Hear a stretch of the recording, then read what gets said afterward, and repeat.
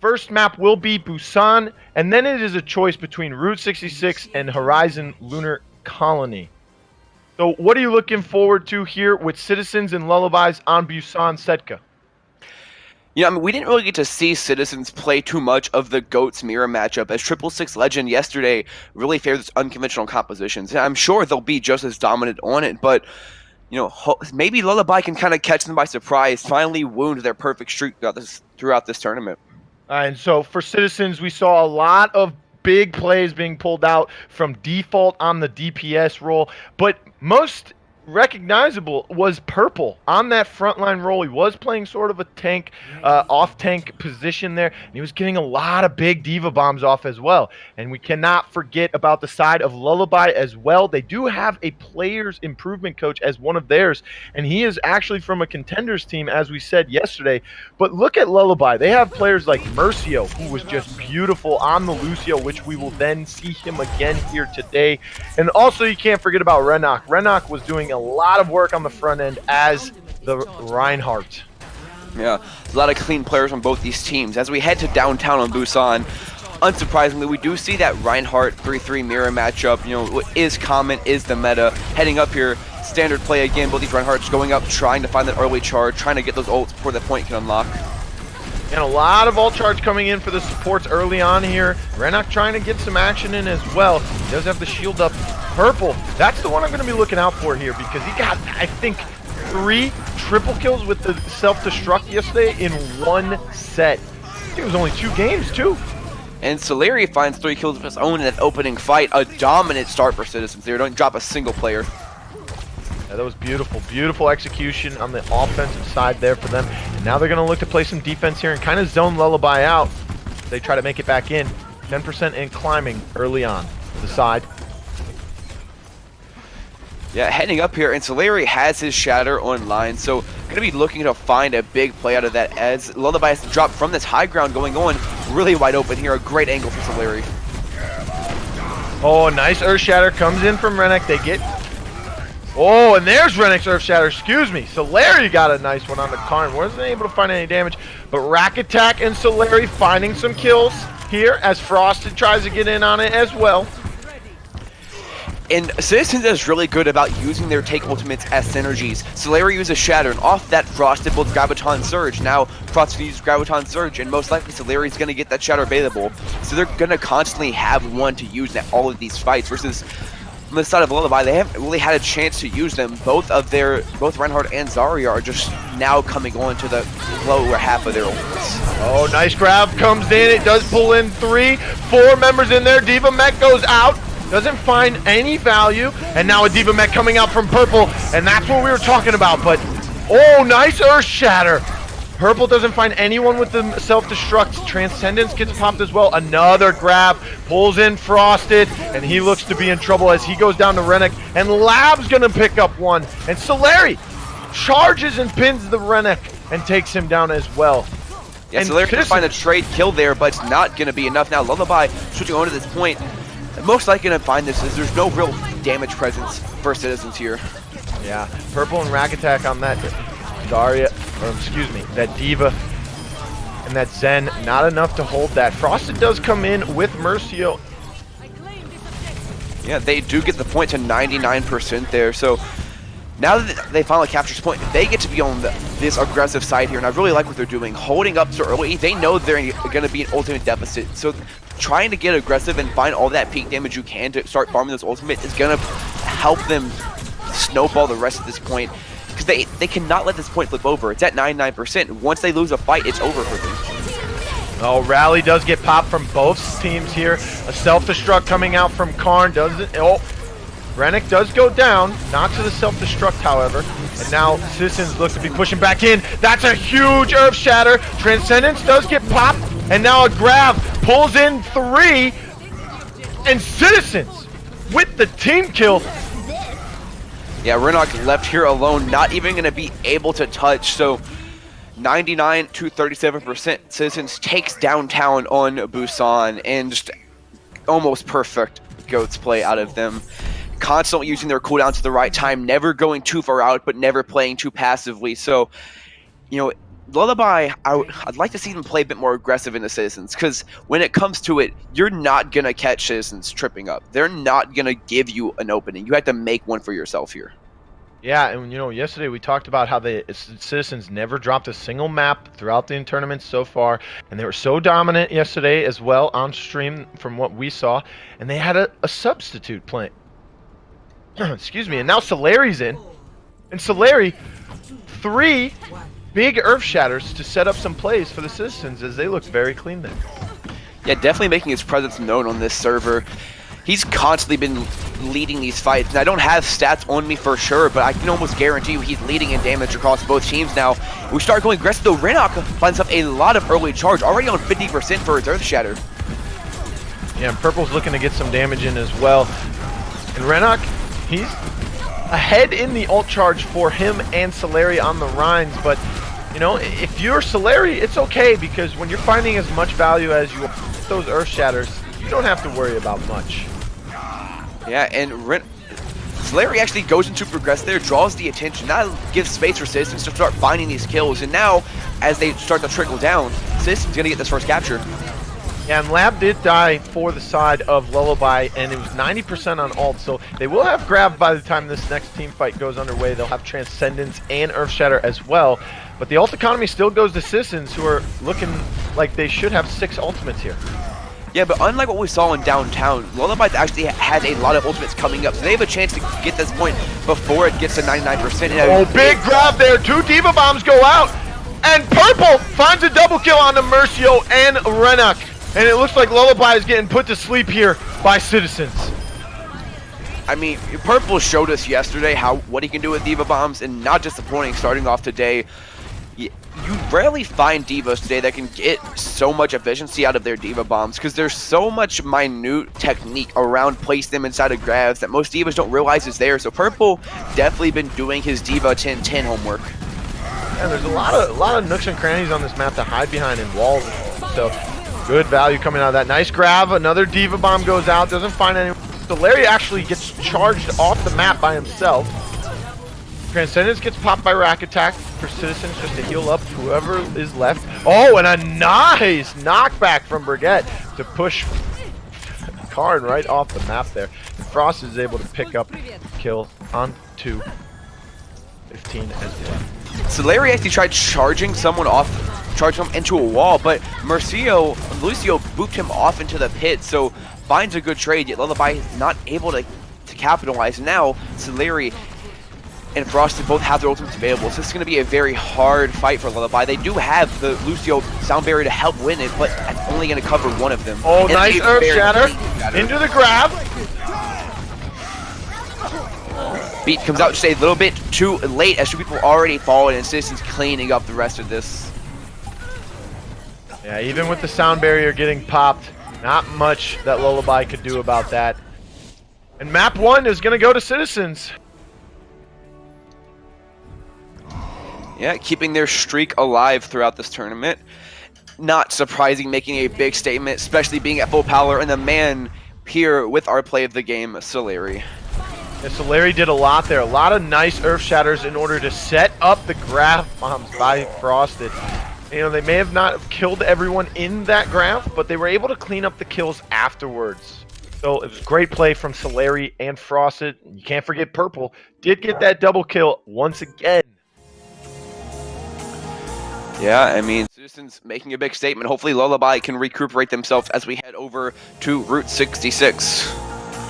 Yeah, so it is going to be Route 66 decided by Lullaby. What are you looking for Lullaby to do here differently on Route 66? It is a payload push map, of course, so how's Lullaby going to have to look to go into this match?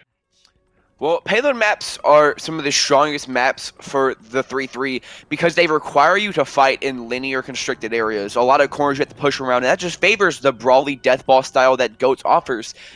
So if you're Lullaby here, you're not in the best positions, as Citizens has seen excellent 3-3 play. It's very rare you see them mess up. So overall, when I talked to Lullaby beforehand, they talked about how they trust each other in their team play and how they can play really well together, and they have been doing that, but they're not taking a lot of these risks. They're not pushing aggressively. They're not, overusing cooldowns at certain points to try and push a small advantage to a larger one. So I would like to see them play a bit more aggressively into this very strong Citizens lineup. Exactly. And I would like to see how Citizens come out here on defense, as they're going to be defending first. We will see Purple on the Diva again, and we will see Frosted on that Zarya. Rack Attack playing the Zen beautifully, getting a lot of defensive assists, putting out some good discords onto the enemies as well throughout this entire tournament so far. And Solari, once again, we're going to see some Earth Shatters from him. I'm looking forward to that. Yeah, I think Funny Hunters on the Hanzo here do that old strategy where you shoot the sonar arrow onto the cart to see if anyone's hiding on top of there. Gonna shoot it, gonna find no one, gonna be switching back to that 3-3. So again, a mirror matchup as we head of our spot here. And Citizens, an unusual holding spot, actually playing super aggressive onto this cart, not even at the choke point, and they're fighting. Yeah, they're just flexing their muscles right now as they are getting up close and personal here with Lullaby. Renekton does fall pretty early on, and Frosted able to take down 15 as well. Brim does fall for the side of Citizens though, but Solari with another one on the Funny Hunter. Yeah, the key thing is that they actually did lose 2 people, and because they're fighting at their spawn doors, they have to retreat because Lullaby is going to be at a 6-man full force, very, very faster than the Citizens will. So Lullaby actually getting the net victory there despite losing that fight. Yeah, exactly. You can get a trade. You can trade out kills, and you'll still win the advantage there because your spawn is about, 20 feet away from the payload. Meanwhile, they got to walk for about 20 minutes. Or not 20 minutes, but a little over-exaggeration. Early Nice rally here coming out from Brim, going to give them the space, and another one to match up. Solari has his Shatter, and finding Rock. They actually forced the trade. Now Frosted's grab is going to have so much more potential here. Does have it available if he wishes to use it here. Both Transcendence comes out. That's a 5-man right there, and they're able to pick up kills on Mercio, Rennick, and Funny Hunter. Lab and 15 go down right after as well. Solari with the triple kill there. Looking good. Yeah, I mean, it's just such clean play from Citizens. They don't give you any inch for free, and they make everything out of every single inch they can get. And now as we push into this, they have so many more ultimates to work with. They have Purple's Diva Bombs, which are deadly on their own, but pair that with Solari's Shatter, and you almost might want to tempo this fight if you are Lullaby here. Push in, don't use any ultimates, try and reset your ultimate economy to your favor, because with 2 minutes left, they're running out of attempts to actually attack this. And they do come from behind through the tunnel there, both on top and the bottom. They're going to look to they're going to pop the grab here. Diva Bomb does come out for the side. Oh, and Purple does find one onto Renok, but Frosted is still getting the frags needed for the side of Citizens as they put away Lab and Karn as well. Yeah, coming onto that, they did only use the Graviton Surge, and they did get all the ultimates out of Citizens. So Lullaby looking in a good position to get a last-second attack here.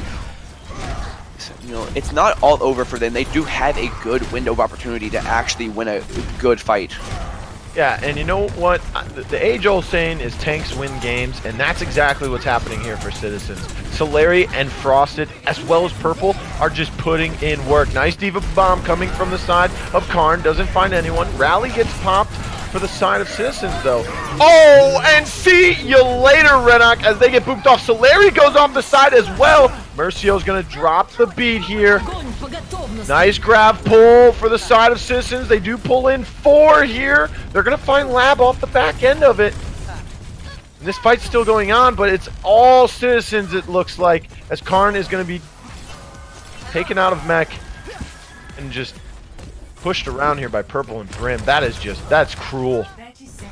And the worst part for Citizens is that was their best window right there. The ultimate economy is now going to be equal if you push into this last fight. However, Lab has enough time to get a Graviton Surge. It has to be a fast one with those overtime fights. It's so easy to find that extra damage. So there is a decent window as Rajack and Camboyo aren't close enough to their defensive ultimates. And Camboyo actually going to fall. So a great window here for Lullaby.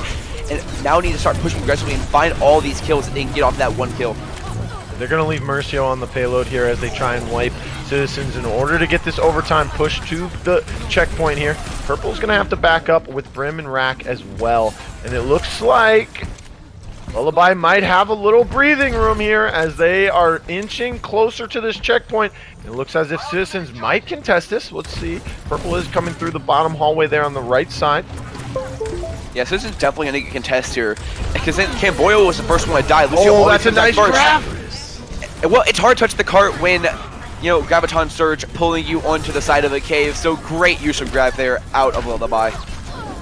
Yes, that was a nice grab to kind of just stall them and keep them in place. You know, if anyone tries to come through that tunnel, they're going to get pulled in. A team kill for the side of Lullabies. And now, with 2 minutes remaining, get a little bit more momentum here to try and finish this payload push. It's still going to be a tough one, but maps like Route 66, it's not all about the distance. It's about these twists and turns here, and they're going to have to come around one of the hardest choke points in this map.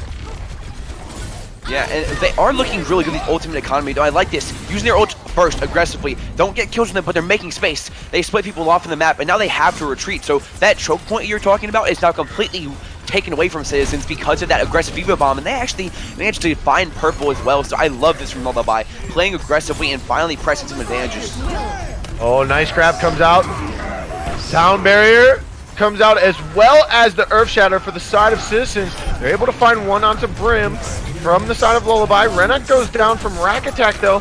Another sound barrier comes out. Here's the grab. It does pull in 4 members of Citizens. And another double kill from Purple, who pops the self-destruct from above. That kill, while flashy, is going to be in vain. And they talk about the term snowball light in 3-3. And what Lullaby's doing here is a perfect example of that. It took them overtime to push past the choke on point A, but they have taken that a single fight that they won on point A and transferred it to fully capturing point B, and now going into point C with a decent time bank here. They take one kill they can get and stagger those on together. Now it's so hard to stop this momentum here from Citizens. And not only that, Citizens have used ults, and so if Lullaby can win this fight, they're looking in good shape to win the rest of this map, but we're not falling first, not what you want to see. Citizens responding back in full force. Yeah, and you know, most of the success here in this game, especially for Lullaby, has come off the back end of, you know, punishing Purple when he gets over aggressive, when he gets out of position, or he takes those risky high ground positioning against this team, and he kind of gets locked out from the remainder of his team. And Lullaby is able to capitalize off that. Now they will have Rally and Self-Destruct coming into this along with Transcendence. They're going to pop 2 of those. They still have Transcendence if needed. Mercio and Karn. Karn finds one off of Frosted. And now this fight is heavily in the favor of Lullaby, as they're going to look to stall out Purple. I really want to highlight something here we see. You know, Purple obviously lighting up the kill feed with Diva Bombs, but what Karn's doing, while not flashy, is very effective. They're using these Diva Bombs as zoning tools, throwing them forward and splitting someone off and then finding the kill after the fact. So very good use of Diva Bombs from both teams here. Just 2 opposing styles to it. Now as we head into this, Renok has a great opportunity to find some kills off of his Earth Shatter. Oh, nice grab here from the side of Citizens. They do get a 4-man. Oh, and another! Kidding me, Purple? Are you kidding me? Another one. A triple kill with a D-Mech onto Karn. And now Citizens looking to hold this one here with about 30 seconds left. Payload is... Oh, man, it's pretty much almost in to the side of Lullaby. I mean, yeah, Purple heard me talking about how Karn was doing good on Diva and decided to shut that up by, again, lighting up the kill feed with that insane Diva efficiency. Yeah, and now moving into this next fight here, they will have Lab with the grab if they wish to use that. They don't have anything to follow up with it here as of right now. Oh, they're going to pop the grab here. It does pull in 4 members. Sound barriers coming out for both sides. Transcendence coming out for the side of Citizens, though. Nice defensive ults from them. Able to counter that grab. There was nothing really left for Lullaby to counter with. Nice. Karn's going to drop that one. Like you said, that was another zoning one. Didn't find any kills. Here comes the one that does usually find the kills, and it finds one onto Mercio. I don't know how Purple does it in this fight. Going to continue one here. Renok might have fallen, and with that, without their main tank, Lullaby also gonna end up falling here, but still a great push out of them. 67 years on point C is nothing to shake a stick at.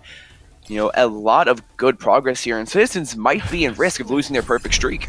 You know, I'm gonna point this one out. I don't know how Mercio just died to that self-destruct. That Diva Bomb went on the top ledge there, behind the payload, and Mercio was underneath, inside the doorway. I don't know if he peeked, maybe a little footstep outside of the door, just the right time for that bomb to explode and take him out. But I don't know if that actually hit him. I mean, normally I would, like, explain the philosophy behind those Diva Bombs. I think just Purple, like, he's so good that when you're in a server with him, you feel obligated to, just, like, pad his stats. You know, like, this man, it's literally inhuman, the amount of kills he gets with these Diva Bombs. You could fill an entire stat sheet out with just the kills Purple gets, and it would look normal for a match for a standard Diva player. This man's insane. I think between the games we saw yesterday from him and right now, I think he's only thrown out one self-destruct where he doesn't get a single kill. One. And he throws about maybe 5 to 6 a game. Maybe more. Yeah, it's almost ridiculous. So now, heading on though, Lullaby finally found a lot of headway. You know, they didn't capture a single point on Busan, now making a great statement here on Route 66, almost getting that full 3 points. So Citizens has some work to do if they really want to finish this out.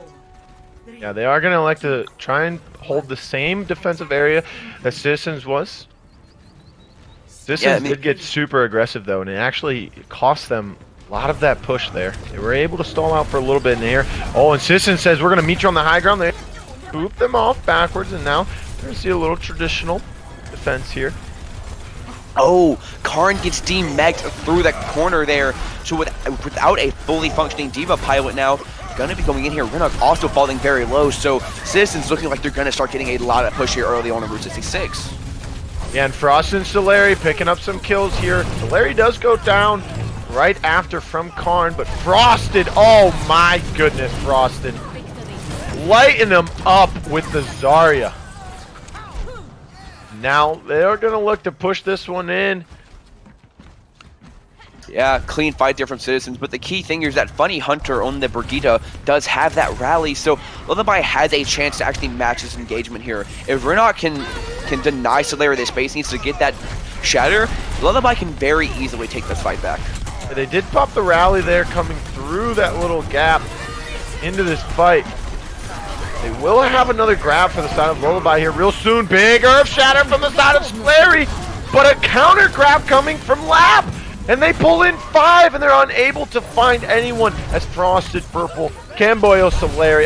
The whole Citizens lineup right now is just putting the hurt on Lullaby as they hit the first checkpoint here on Route 66. Yeah, Reinhardt is one of the best people to actually damage a grab because he can hit all of your body inside of it. So without that Reinhardt there to get it, even though that grab was amazing in terms of size, there was so hard to follow that up into it. And that's really what Citizens is so good at. Find that key member. They know that, okay, they're going to grab us. It's probably going to be big because it's so tight here. Let's get the Reinhardt, so no matter how big their grab is, they won't be any kills inside of it. Now, pushing on to C, and they still have 4 ultimates to try and carry some momentum with them. Yeah, and I like Karn taking this high ground position, and as I say that, Karn jumps off. But Purple elected to take the high ground over Garage, and that's what ultimately cost them this. Here comes a Diva Mech from the side of Purple. Oh, and it doesn't find anyone. And a return Diva Mech finds a triple kill from Karn. Oh my! He said, let me show you how to do it, baby. So Karn started that fight off with eating Frosting's grab and then finding a 3-piece of his own. You know, I think we might have a race here to see who can be the MVP Diva of this tournament right now. Yeah, Karn and Purple both looking so crisp. You know, Karn, you made some jokes about him using those as zonings. Now he's gonna show you how to get some triples here. He also got the D-Mech on the Purple with it as well. Rally getting popped, nice Earth Shatter, doesn't find much from it. Transcendence will get popped. Citizens playing aggressively, and we're not going to pay for it as they pushed up a little bit too far. Now out their main tank, Citizens going to have a much easier time as the trickle effect starts to occur, and the Lullaby lineup will slowly but surely head back to their spawn room. Yeah, and Karn is the last man standing here once again. They're going to look to stagger that out as they demech her right here. Yep, Rim is just going to stand there in her face and stun her and bash her a couple times, waiting to get this kill. Oh, that is just cruelty at its best here. And that's what you call the snowball stagger. Yeah, those Pyro Divas have it rough out, especially in this 3-3 meta, but now heading into this, Lullaby has a good chance. They are about even ultimate economy, gonna have 3 of their take ultimates online, so they have a lot of powerful damage. Camiro, oh, he finds a great boop off, so Lullaby can no longer play this high ground nice position. Grab, pulls 4. Can they do something with it? Karn is trying to get some damage in on there on Rack Attack, but Purple gets in his face. Here comes a Diva Mech from the side of Karn. It is going to find one onto Solari. They're able to bust his shield down so they wouldn't have it there. Caught him a little bit out of position. Now it looks like Lullaby's pushing back here. Citizens are going to have to take a step back and come back into this fight. They will have Purple with the self-destruct and Frosted with the grab as well, so they could look to make a nice combo here. As they look to come back in, they're pretty close to the second checkpoint with about 2 minutes left. Yeah, and a great ultimate economy out of Lullaby there. They're looking in a good position to get these good holds, they can play these fights properly. Rally coming out to allow them to start playing aggressive. Grab's going to be in, but there is a Transcendence to counter. Purple, however, manages to find kills no matter what the environment says it should do. So Citizens most likely going to be pushing this onto C. Yeah, and so Larry is able to find a kill on the Diva as well. Camboyo and Rack Attack. Oh, Rack Attack with the double kill on the Mercio in 15. We saw a little bit of that yesterday from Rack, getting a little spicy on the Zen there. You know, I don't know what scientists are doing these days, like trying to cure diseases or inward hunger, but can we get a study on how Purple can do this? Because it's just mind-blowing. I know we keep talking about it, but it brings me to no words at how he does this. Now, pushing in, Rinok and Solari have that shatter. The Mind War is going in full effect for these Reinhardts. And Frost is getting a lot of high energy kills here this game as well. He's putting on a lot of grabs. Nice Earth Shadow from Rennick. He does get 3, but Transcendence gets popped from Rack Attack. Sound Barrier coming out for the side of as well. And this is getting gritty here right in this little tight little space as they look to try and push this payload in. And a Diva Mech comes out from Karn. It is going to find nobody. And now Citizens look to retaliate here as this payload is still inching closer and closer. Rennick will have another Earth Shatter available. Frosted with another grab if they will do it. Funny Hunter pops the rally. Brim pops his in response as well. I mean, that was a great fight there from Lullaby. Considering how they stacked, how Citizens stacked both their support ultimates there with the Transcendence and the Lucio Sound Barrier, Purple ate Lab's grab and allowed that fight to continue going so they could charge back the ultimate. So now Rack Attack already gonna have another Transcendence for this fight. So this is Citizens' best window right now to take this fight right here, right now, and snowball that to a victory. If not, Lullaby has a great chance to hold this. Oh, nice grab. Here comes Purple with the self-destruct. Finds one more on the Lab. He does get the D-Mech on the Karn as well. Mercio's able to take down Brim, and now Transcendence from Rack Attack. Oh my, that's another one. Oh, we've only had, well, he just popped one in the last team fight. He's getting a ton. Solari now charging into the spawn door. Citizens look like they want to end this right now. Lullaby will, however, have some tools to engage into this. Renok has the Shatter. Mercio is going to have his Sound Barrier and Lab coming up on that grab. So it's not all over. Citizens could, lose this fight and then after that, lose this map. So and that's Solari a great way to start people on their backs from Renok. Oh, Solari, Frosted, Brim all fall simultaneously. That was a good responsive Earth Shatter there from the side of Rennick. Solari was able to hit his, but he didn't really find anyone with it. Sound Barrier came out from Mercio as well, so it's a good defensive vault. They will have 15 with the Transcendence here in the next fight. Now, we talk about Purple getting a lot of kills with this Diva Mech, but he's swallowing a lot of these grabs from Lab as well. Let's see if he's able to catch this one. Renok falls so low, and you see they're using the beat, pressing Growly. They want to find this kill, and they will. If the less Karn can find something out of this, might be over. They find 2, though. It's coming in their advantage. Lullaby might have a chance to end Citizen streak. Yeah, and time is winding down. Rack has to hit the Transcendence here. One Frosted remaining. The number advantage does go to Lullaby. They have spawn advantage as well, but Purple, can he save the day? He gets Mercio and 15 for the double kill. And now, a little bit of breathing room as Brim and Froster are back, but they go down. And now, it's just Camboyo.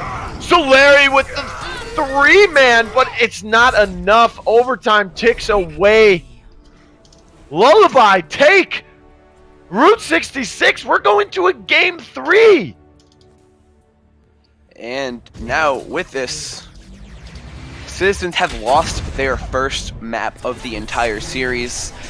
Might be shaken up. Hopefully they can collect themselves as we're going to head over to either Blizzard World or Volskaya. And ironically, Purple gets play of the game, not with one of his multiple 3K Diva bombs, but with the standard blaster kills. All right, so, you know, I'm going to assume that you're going to give player of that game to I can't even assume, because Purple would be my guess, but ultimately they didn't win the game. I mean, it's not unheard of where the player of the game is on the losing team, but who is your player of the game? I got to personally give it to Frosted. He was putting in a lot of work. I mean, Karn was getting so much value. He ate 2 grabs, and it's rare that you see one, and we had to a pause. We preemptively head into that match there. Someone had to go to the bathroom real quick, so we got a bit more time to talk about that last match and those insane Diva plays. Yeah, and you know, I want to talk about Solari, or better yet, let's talk about the map we're going into. We're going into Volskaya Industries. The other one could have been Blizzard World, and personally, you know, I think this is a good pick here from the side of Citizens. If I'm Citizens, we just lost on a payload map, and although Blizzard World is a hybrid map, there's still a payload you have to push once you capture that. So I'm not trying to go to some map where Lullaby could feel strong or stronger than us once again. So let's get your take here with Citizens choosing Volskaya Industries, and this is a capture. So. Yeah, I mean, I think Citizens really just trust that they are the superior GOAT team. You know, got caught off guard for the first and only time so far this tournament. So Volskaya is one of the most GOAT-centric maps. It perfectly plays to its style because there are 2 basically completely wide open points you have to play around, and it favors that 3-3 death ball style immensely, like I highlighted on Route 66 and other payload maps. So this tells me that Citizens isn't shaken up about that match. It's more of that they know that they are a superior team, at least in their minds. And now as we get on to here, Lullaby has an Ana in place of their Zenyatta. Not uncommon, but still something to note, because that shows you that they want to play a bit more aggressively as they have been.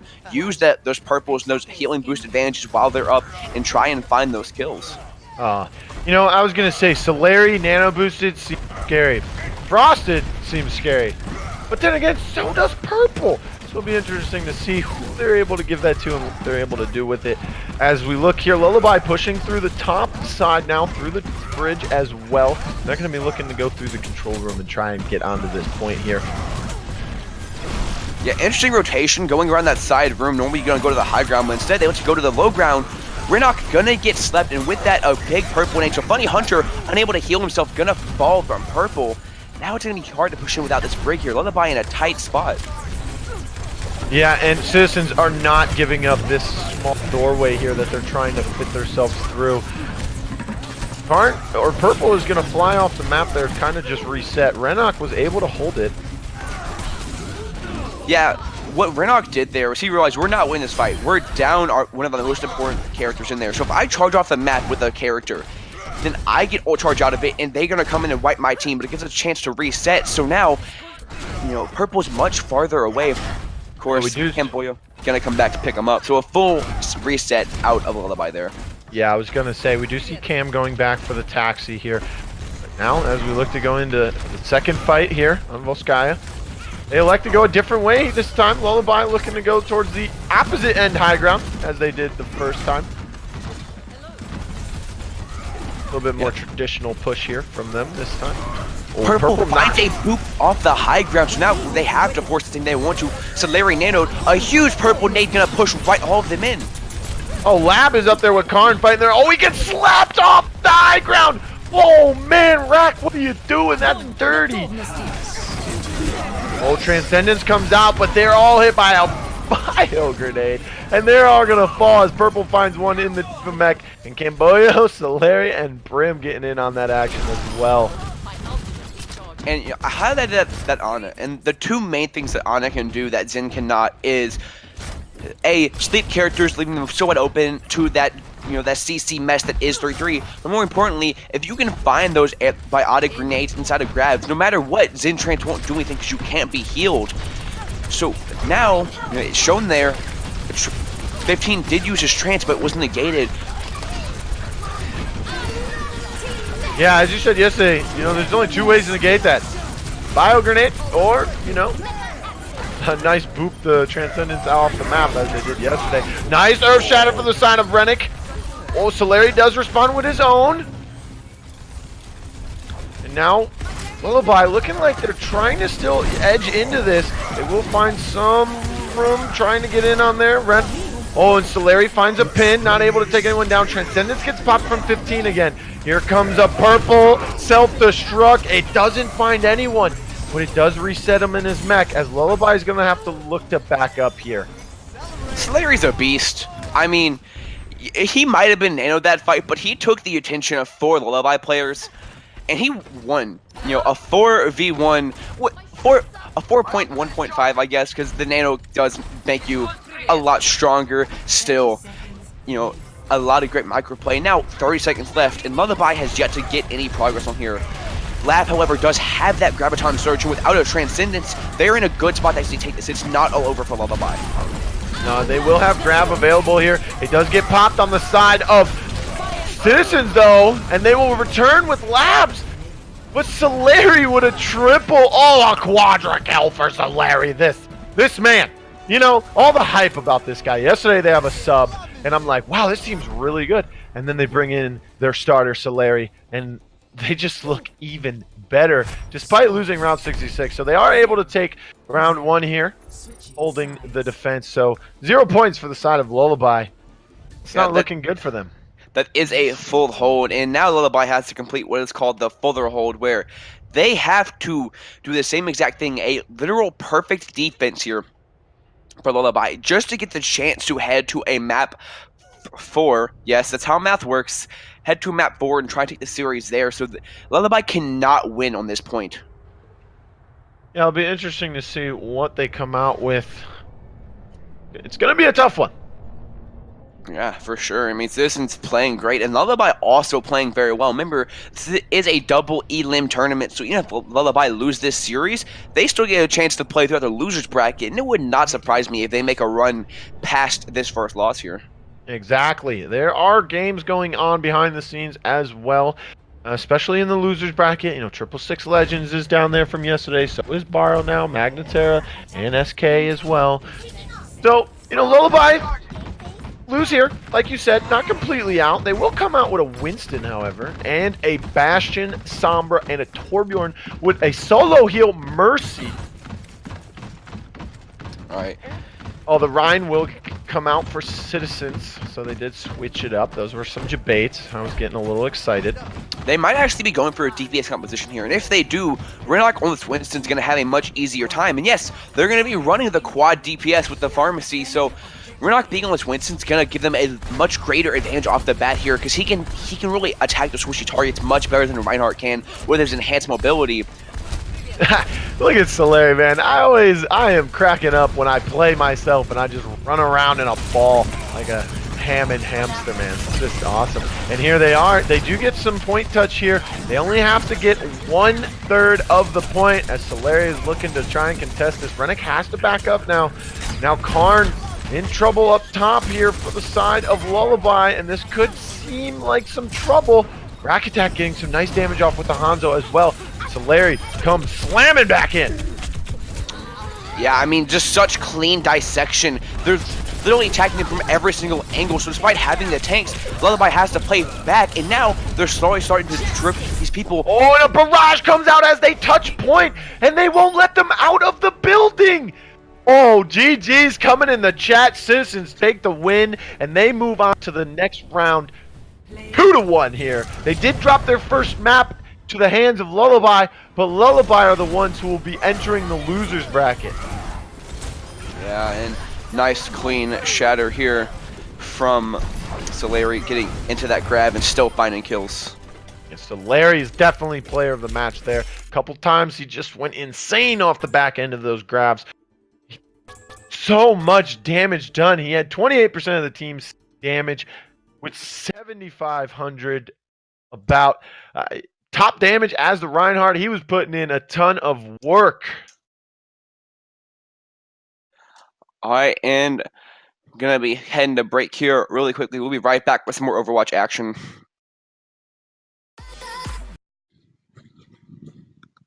Hello and welcome back to the Space Esports PC Overwatch tournament. My name is Blue. I'm joined by Setka. And up next we have Goons versus Citizens in the winners bracket finals. Now, granted, this is not the championship. That comes later on in the grand finals because this is a double elimination tournament. So the winner of this will go to the losers bracket for one more chance to make it to the actual grand finals later on tonight. But for right now, Goons versus Citizens. We just saw Citizens take down Lullaby. They did end up losing their very first map, but let's talk about Goons here. Now, Goons is one of the teams where they said, oh, we're pretty scared of Citizens coming into this tournament. And, that could come into effect. But Goons, yesterday, we saw them against Barrow now. They were able to assert dominance, especially on maps like Ilios, where they 100-0'd both rounds there. And it was off of the back of some great play from players like Romanov, who was able to play the Hanzo and the Zarya, as well as Humble on that Diva. So, Setka, talk to us a little bit about Romanov, Humble, and the rest of Goons as a whole. Yeah, this is going to be a great matchup here. I was asking around before this tournament, and I asked all the teams who they are most scared to play, and Citizens was by far the most said, and the Goons themselves said that, they've shown it too. They dropped their first map last game, so heading on now to Oasis. And you're going to start off on University here, and this is a very small and closed-in point here. You oftentimes see that Reinhardt 3-3 matchup that we saw a lot last game because of these small choke points here that you have to fight through. So not going to surprise me, especially with how dominant we've seen Citizens on that style of Overwatch. Yeah, and it is round 5 right now, so still a best of 3, and like the rest of this tournament. But for us, it'll be the first time we see Oasis being played here on the stream. And, we'll talk about the rest of the map pool once this game gets underway. But for right now, it's time to battle. And let's take a look at both team compositions coming into. I highly doubt we see the Ashe, Widowmaker, Torbjorn May offense here from Citizens, but I would love to. Always nice to see a Torbjorn coming out. But it looks like we're going to be seeing that Reinhardt 3-3 like always. I am fairly excited. We saw Romanov. He played extremely well on this Zarya. See how he's able to deal with people on the Diva. He'll be able to shoot through that. But on the other side, you still have Frosted as well. He's going to be making some highlight plays for the side of Citizens. Yeah, both these teams going at it. Natrix getting super aggressive there. Almost fell into that well by Purple. Really a master of Diva right there. And some heavy swings coming in from Natrix on the Reinhardt. Solari, who's one of the players that we were looking at in their earlier matchup just previously. Now Purple getting a boop, able to take down Natrix. And Citizens look like they're going to be able to take this first point pretty easily. And I want to highlight how big small plays can be right there. Dan Twist on the Brigida got booped off into that center point, and without the Brigida there, Natrix fell because he didn't have anyone to support him. But Maduro finds Purple, so now at a numbers advantage, we're going to see Goons pushing in. They do not want Citizens to build a large advantage on this point here. Madero's going to pop the Transcendence for the side of Goons. This is the first time we saw them lose a point, and they look like they're going to try and take it back here. Brim and Purple still contesting, however. Purple gets thrown out of his mech. Oh man, he's standing right next to that deadlift. Brim does go down to Madero as well, and Natrix finding some more value with these swings. As he has Earth Shatter available as well as ults all around. That was still the grab. great stall there from Citizens, though. They came into that fight, which instantly became a 6v4, and still managed to hold it for 20, almost 30%. So good stall, giving them that percentage. But now look at these ultimate banks here. You know, Citizens gonna have 4 online, coming up to 6 very soon, and Goons popping what's right in the finish, have all 6 available. Humble each frosted grab. That's amazing play. Oh, and Romanov stands there in front of Purple. He's been watching the gameplay from him, pops his self-bubble on himself, and he's like, give me that charge, baby. It's time to hit the gas pedal as they look to spawn camp Citizens here. Yeah, that Graviton Surge is probably the best ultimate in the game right now. It sucks everyone in a nearby radius in. They can't leave and they're forced to take your damage. So the fact that Humble was able to negate that away, it takes so long for the charge that's going to give them a great advantage pushing in right now. Oh, the rally gets popped from both sides here. Nice Earth Shatter's going to find Tube. Rack with the Ascendant. Always coming in clutch with that ultimate for his side on Citizens. And Madero and Humble able to find some kills here. It's 65% and climbing as Goons take another team fight. Oh, you know, they said they were scared. That could have been a bluff here. They don't look scared at all against this Citizens team. Yeah, Citizens looked a bit shaken up after losing their first map because Solaire got booped off into that pit and instantly both supports used their defensive ultimates. You never want to stack those in any situation. Now that puts them in ultimate deficit here. It's last fight territory and they're going to be lacking what they need for Romanov's grab. Oh, nice Diva Bomb comes through. He doesn't find anyone though. Few teammates dropped in the center circle there to avoid it. Grab does pull in 4. They don't find any kills off of it. Natrix, oh, and they pin each other, and Natrix is not a, he's gonna hide though because Humble pops the self-destruct as well as Purple. Purple found one on the Dan Twist with it though. Overtime clicking away here, 99% in favor of Goons, and they look like they might get this. Natrix pops the Earth Shatter, finds nobody with it. Frost is able to find a kill, but goes down shortly after. Rack comes in with the Transcendence as well. And this overtime is still getting staggered out as Citizens look like they're going to capture the point and keep this game alive. Yeah, Citizens have all 6 players alive and on the point, so this is a full fight reset now. Both rallies going to pop out, some aggressive play from these Reinhardts. No one wants to really move first. A beat comes out fairly early from Citizens. Not a lot of value transfer response to keep that sustained. Both these Reinhardts going at full effect. We need to find an early opening pick here. Oh, and Humble with another Diva Bomb. He does find one on the first. That's one of the carry champs here. They pin each other again. That's good wrecking. Natrix hit his pin, so they both get stunned and he won't get free damage off as Solari goes down again because of that. Purple gets demeched and the point goes back into favor of Goons. Rack has to pop Transcendence. He's the only one there. He has to stay alive to stall this out. Will it be enough time for Citizens to get on the point here? Down Barrier gets popped as well. Yeah, Frosted tries to get back, and this might not be over. So Larry's back. He does have a Shatter. He's not gonna find what it needs, but all these kills going towards the Goons. Their point presence is just too hard to overcome, and they're taking the first map here. You know, the Goons made a statement in their first game, going up against our #1 seed with Bara now. Took that first game, took that second game, wiped them out. And now, once again, our second game we're casting, making a huge statement. The most feared team in this tournament, and they come out swinging. Man, you got to give it to Natrix over there on the Reinhardt. He was keeping Solari in check. Last set, we were talking about Solari. Oh, he's getting big Earth Shatters. He's finding so much value. Oh, man, this guy is a beast. All of a sudden, Natrix says, hold on. Someone's got to put this guy in check. You know, he wasn't here yesterday, so he doesn't know what's up. I'm going to teach him. 5, 4.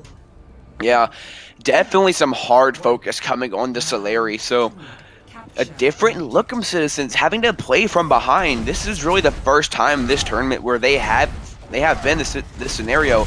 Every other time they've played, they've been looked even in these fights. And now pushing in here, Goons trying to close it out fairly early with the 2-0. Matrix gets stunned, falls kind of low though. Oh my God, Solari falls. That's horrible for the Citizens. Goons gonna play overtly aggressive right now. Oh yeah, you lose your main tank, especially your Reinhardt. It's only going to get worse from there. They are able to capture the point here at the beginning, so the advantage early on. Now Natrix looking for something. He's only got 25% ult charge. Pretty sure he already popped an Earth Shatter. I might have missed it. Yeah, I mean, Nature's been doing a lot of damage, but he hasn't been getting a lot of those hits. A lot of them have been blocked by those Zarya bubbles. No, Romanov, however, is gonna have this grab very soon, and Rack Attack's not close to that Transcendence, so this could be a deadly ultimate. Oh, nice grab. Pulls in 5 members here from Citizens. Natrix and Dan Twist getting in on the action. They're going to find Area and Brim. That's your Brigitte and your Reinhardt. Now they look to go into traffic here. Oh, that was so bad for Rack Attack. It's not his fault. He built that trance just as the grab elapsed, and so he pops to try to keep everyone alive, but almost in the same frame, 2 people die. So, you know, that's that hard decision making that you get as Zenyatta, and that's really what that was so hard for him to do there. It's really not his fault that was a misplay. And now pushing into this massive ult bank for Goons here, having 5 ready and available. Oh, nice Earth Shatter. He finds 2 from Camboyo and Brim. They are able to take Brim down. Big grab comes out, but oh, the Transcendence from Madero. Nice counter there from the defensive side of Goons as they look to stay in control of this objective with 75% and climbing. They might 100-0 Citizens here to close this map out. You know, I don't think Goons feeds Humble, like, at all, because that's his second grab he's eaten. He's obviously very starving, so, you know, Humble showing up right now. And Romanov already has another Graviton Search, but unlike last time, there is Camboyo with that sound barrier to cover it. Purple gonna eat one of his own right now. Some very hungry divas on the server. Oh, speaking of Purple, he's gonna pop a Diva mech, doesn't find any value. Purple, you gotta hand it to Humble, man. He's keeping him in check as Romanov farm some grabs. He did get the last one eaten though, but he's been doing a lot of work on the front end here for Goons. As this last team fight is gonna come down to the wire. This could be the last of the game. Rack Attack and Frost are finding some kills though. Humble's able to find one as well on the mech.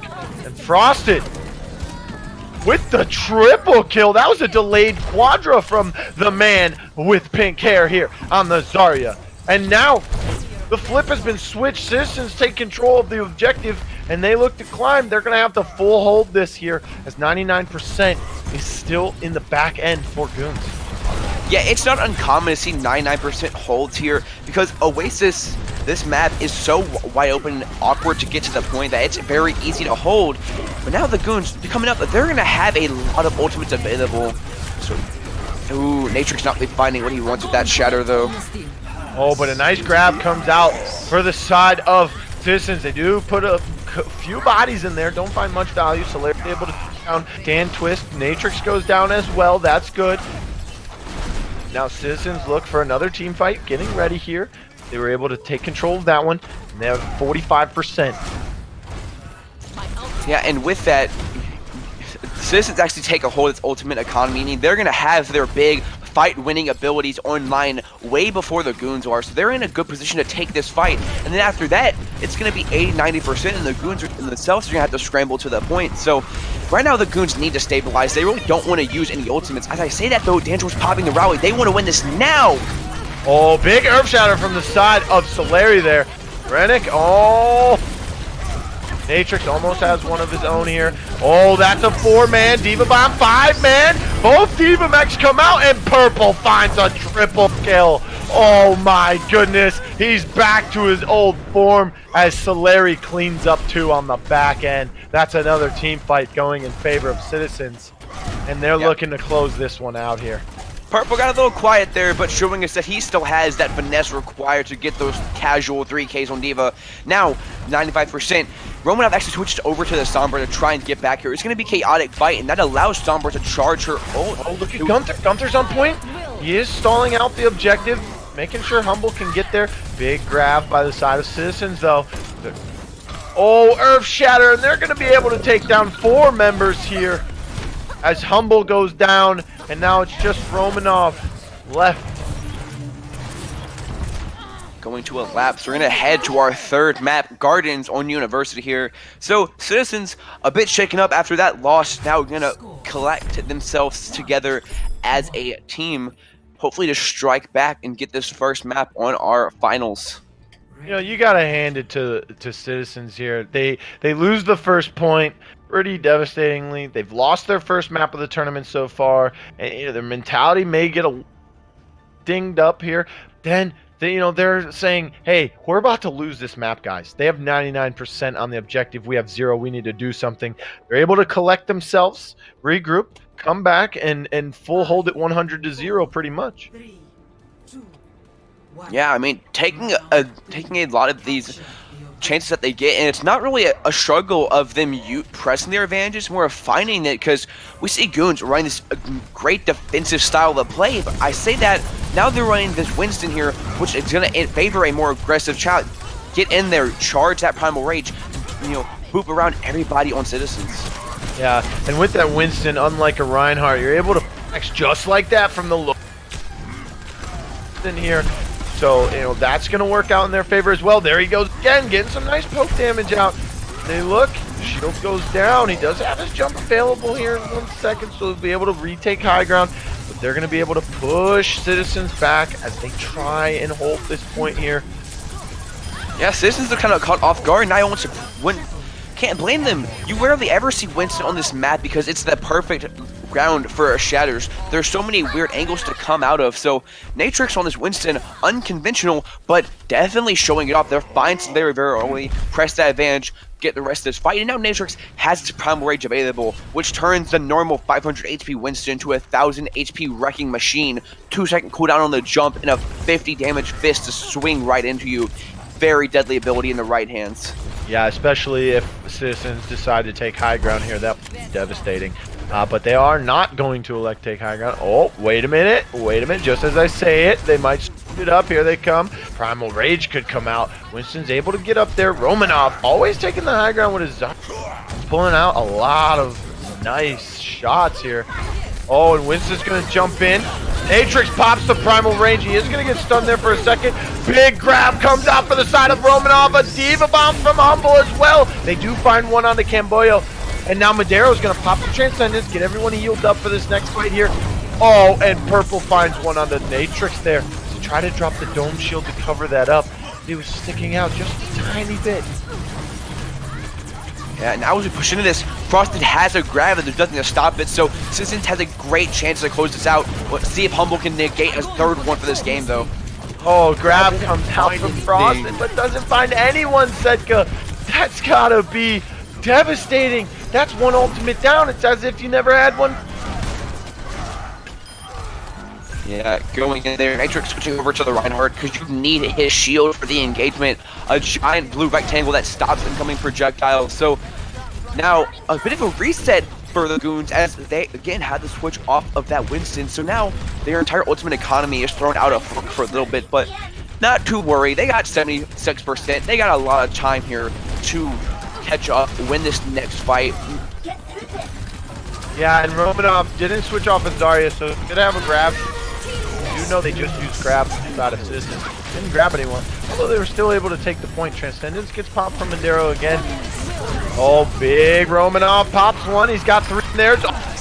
Ports, Transcendence comes out from the side of Rack right towards the end. Frosted was able to go down, however, and it looks like Citizens will be able to sustain themselves long enough to win this team fight. Yeah, and both these Zaryas have a really wild approach to these grabs. Normally, you want to save them until you're right in almost melee range to pop them. Both these Zaryas, they like to go to big aggressive with them, throw them out a bit farther, and it pays off a lot of times. We've seen them get complete team kills, but other times, like what we saw with Frost and Humble those last 15 fights, it's hard to get value out of them. So, different approach to these Zarya's grab is now, as we head up here, this is the Goons' best chance to win this right now. Oh, and Purple's gonna pop one in there. Doesn't find anything from it though. Humble does have self-destruct, so he could do something, and it's off the back end of this grab here from Citizens. Oh, and Humble uses the ult just to get his mech back at full health, but he's gonna be demeched immediately on the high ground and gets pooped off. He's gonna take a dive there in the ocean as Purple asserts dominance as the Diva player here. Yeah, coming on to 90% now, so the Goons have to scramble. Natrix, however, does have a shatter, and there are 2 defensive ultimates to keep him through, so this is not all over. There's a chance, unless you don't touch the point. Citizens take our first map with a bit of a C9 at the end of there. Yeah, so Citizens take map 1 here on Oasis. Bit of a rocky start, but then Purple started to step up. You know, he said, hey, I got to avoid Romanov. Diva bombs off here. So Larry, you know, kind of stepped back, played a little bit more passively, getting aggressive. Natrix was keeping him in check, so he said, you know what, I'm going to play a little bit more passive so that Natrix can't really do much about it. And then they were able to not only win, but win pretty convincingly, going pretty much 100-0 in that first round, and then right here on the second round, or the third round, excuse me, they're able to fix it up. All right, and I hope you guys like Panic at the Disco because we're heading to LA. I don't know why that has to do with Panic at the Disco. There was a connection there in my mind that didn't add up, but we're still in Hollywood. And what are you looking forward to out of this map, Blue?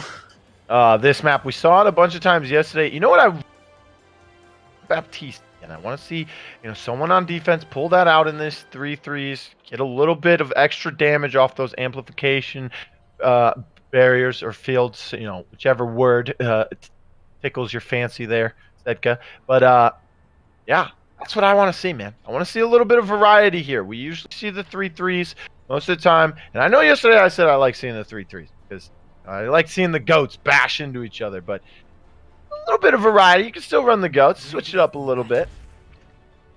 Yeah, we do.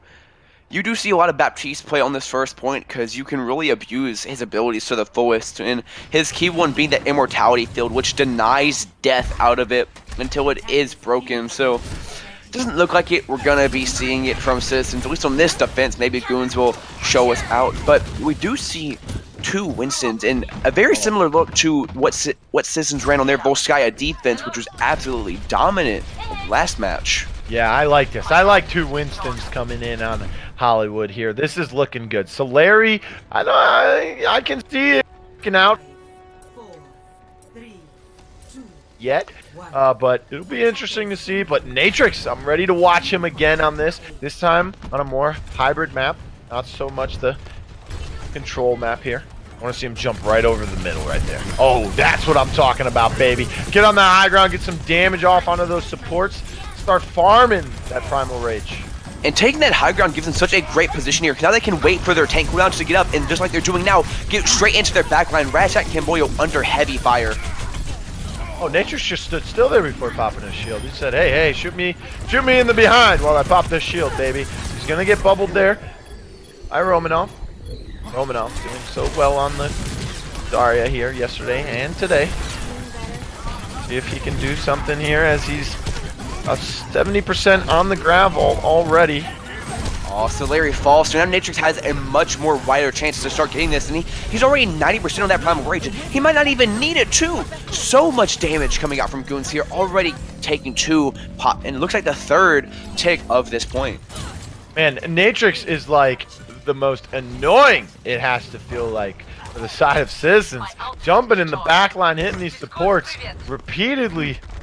Oh man, he's causing some havoc. And speaking of havoc, the Goons have 6 ultimates online, so all of their abilities to end these fights very fastly gonna be unlocked versus a lot of ones coming close up, and a huge grab there catches 5 people. Oh, and Romanov able to grab 5 people, while the rest of Goons send the boys Citizens back to spawn. Oh boy, and the best thing is that they still have 5 ultimates. Yeah, I mean, that's as efficient as you can get. 1 ultimate, 1 team wipe in 4 minutes is a staggering time bank now. But 5 ultimates still online for Citizens, so a chaotic fight gonna be coming your way very soon. I'd like to see them pop a rally right here, try to get aggressive, south the sound barrier. Gunther's gonna pop his. Oh, that's a 4-man right there in the grab and hop. On the side of his self-destruct, Primal Rage was popped. Natrix showing us some excellency on this Winston here. You know, yeah, that was a great grab, but no one was there because Natrix used that Primal Rage to force Rad attack back. All of his team had to peel or come back to try and save him, so when that grab was popped, there's no one there to follow up, and now this is going to be a 5-minute time bank heading into point C. blistering speeds here out of Goons. Yeah, and we saw sort of some play like this yesterday here on Hollywood. We got really fast time here all the way up to this point, and they kind of stalled it out for a while. The tough choke point. Here comes a Diva Bomb from the side of Purple. Hits the wall. It's going to stay inside. Madero goes down to it.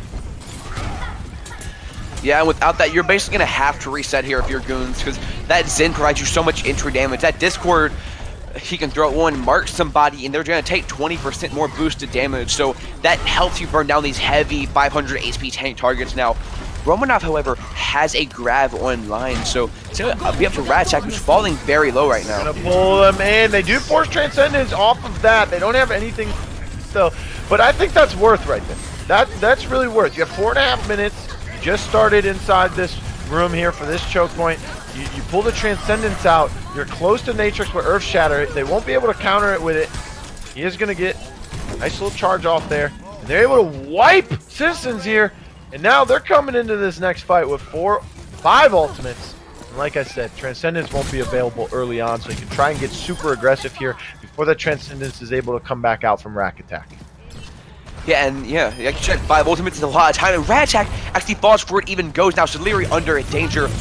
Throwing this Diva Bomb, they're just to zone them away. This cart pushing the entire time, and they're being pushed right back into their spawn. I love this aggression we're seeing out of Goons. Yeah, you talked about Karn last set getting some nice. Oh my! No. And they Yeah, pushed this. That's 2 C9s in a row. This time from the side of Citizens. 3 minutes and 39 seconds left in the bank as they get a full push from the side of Goons. But as I was saying, you talked about Karn last set against Citizens, getting some nice Diva mechs out, self-destructs as kind of a zoning thing. Humble playing that one perfectly, zoning them back to their spawn doors. Able to just allow his team to push this one in for free. Yeah, I mean, both these teams really taking the snowball effect that Goats gives you here. You know, once you find one minor advantage, whether that be a pick or someone's not in a position to use their character properly, they start pressing that, and now they can get another pick, 2 more. They win a team fight. Now they win that team fight, go forward and press it. And so that's really shows you how Goons got that staggering time bank. Once they won that first fight, they kept their foot pedaled down to that gas, going full speed, taking every advantage they could get, denying Citizens a chance to collect themselves. Oh, and look at this. See, this is what I'm talking about. This is the variety I see here. On defense, we have the Soldier 70 coming out. The Baptiste. Oh, they're going to swamp those out. No. See if they keep the Roadhog. Romanov is going to go back to the Zarya as well. I'm getting tired of these debates. I want to see some variety. Yeah, Oh, that's... the Roadhog is going to go off tail. I don't know why players love tricking us so much as casters, but they sure do love waiting to last second to switch their comps up. Now, we are going to be seeing the standard Reinhardt attack defense here from Goons, but something interesting coming out, a quad DPS composition with a pharmacy for Citizens attack. Yeah, you get some nice poke damage here with Rack Attack on the Hans. Don't know if he'll stay on it. Looks like he will. And then you have Brim and Purple. They can over the top here. Purple can get from inside on behind. Nice pop shots here with the pharmacy. Yeah, forcing them in that small room is really what you want to do with that bear up, because once someone gets out, you get one rocket in, it's going to hit everybody. Soleri falls very low, though. He finds Romanov on his escape. That's a huge key. That Zarya can't burn down those targets now. That's so much more space made for Citizens. Oh, and he keeps bumping Natrix back in with the grappling hook attached outside, swinging in here like a bowling ball. Oh, my. Soleri on the Hammett doing some funky things here. I like it. Citizens look like they're going to cap this one pretty easily and pretty quickly as well. 3 minutes on the clock. They're going to get a huge time bank here. 5.5 minutes to get through this first part of the push. Yes, and when you run these multi-DPS compositions, you want to spread out and conquer as much as you can. Make it impossible for the enemy team to properly defend themselves, and that's exactly what Citizens did perfectly. They forced them into that small area, so you know, constant far rockets coming in. Soleri comes in, throws them back out. Once they get out of position, Brim on that Tracer comes in, just burns them down. Great play there. Having to switch over to this Reinhardt 3-3 And normally this would cause a great ultimate deficit, but because they won that fight so one-sidedly, there really aren't any ultimates for the Goons here. So Citizens have a, I would say, better chance to snowball this fight than the Goons did. Yeah, Natrix had maybe he had his own type of team. Said, hey, let's get a Winston. So he did swap to the Winston and try to set up the defense, but ultimately he went back and switched back to Ryan, which I think is working out just as well as his Winston here. As they're able to start the spawn camp here. They're going to back up before this next team fight begins. And now with that, they found Solari very early there, so Natrix gonna be matching him, and these ults starting to come up just a little bit ahead for the Goons here. If they can win one more fight really aggressively, especially in their spawn, oh my god, this aggression. Yeah, they're getting super aggressive here. I don't exactly how I feel about it. I'm trying to do this on the first map here in Oasis, and they were able to lose it out afterwards. Citizens found some opportunities to capitalize, and this might be the one that could cost them. Oh my god, they've actually burned Solari down that trance. It was not elapsed yet, and now with that, Natrix has his Shatter, no Reinhardt to block it. This could be devastating. Yeah, they were finally able to find Solari. They put him in the apple. Didn't really find him. They pinned him into the wall, and finally he went down. So Citizens once again looking to back up and regroup here with 3.5 minutes. Although now Ultimate's finally coming online for Citizen, they haven't really had a fair shot at these fights because Goons have had their big, long charging abilities up. Now they have theirs as well to match them. So this is Citizen's greatest chance to win this. Now, early grab. Oh my god, that's insane efficiency from Romanov. Oh, Natrix finds a double kill with the Fire Strike, and then another one on the Brim as he gets triple kill. Romanov, Madero picking up some on the back end here. Boy, oh boy, Citizens having trouble here with this push. That's about 2.5 minutes down now. I don't have the exact time, but on a rough estimate, Romanov charged that grab in about 40 seconds. That's insane. That's almost crazier than Purple's Diva stats in his first couple of games this tournament. We'll see if he can get that 3K of normal, not finding anything. Great play here from Goons, and a great shatter from Solari, finds 4.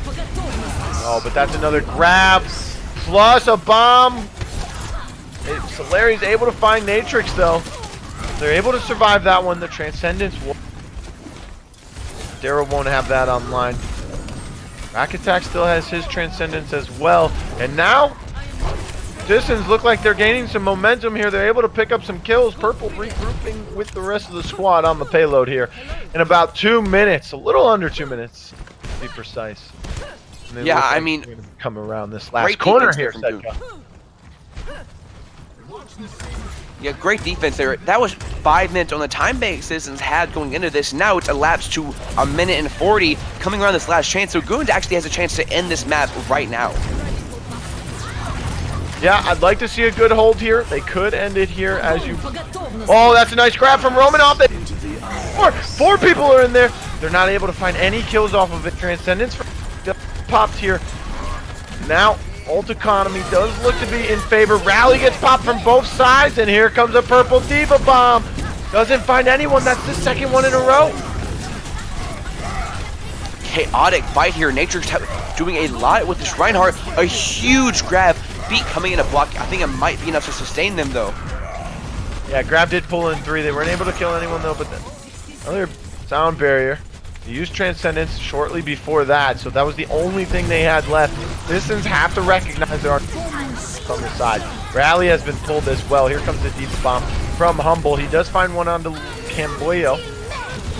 Oh, and now Rally gets popped again for Brim.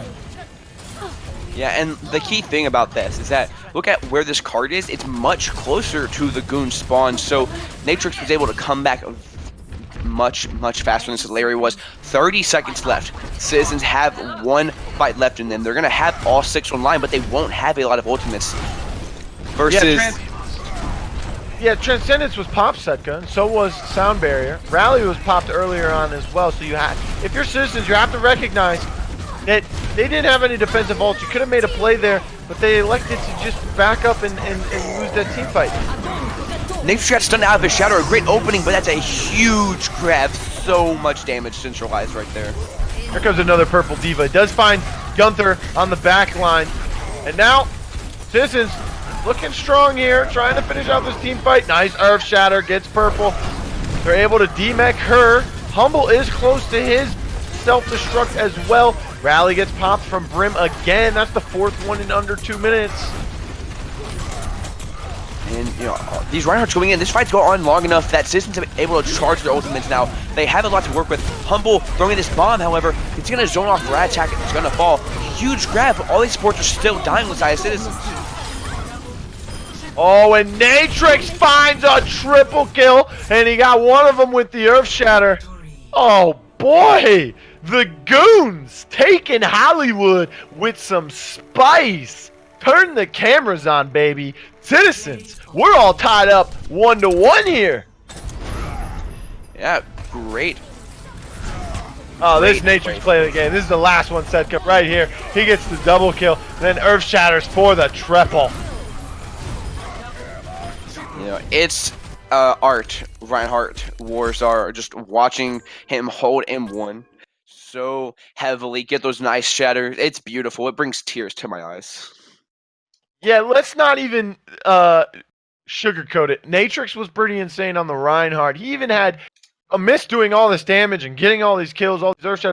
He also had 23,000 plus damage blocks, so he's doing a lot right now for the Goons. And in this, we have Paris or Rialto, and it looks as if they have elected to go to Paris for the side of Citizens here. Yeah, heading to Paris.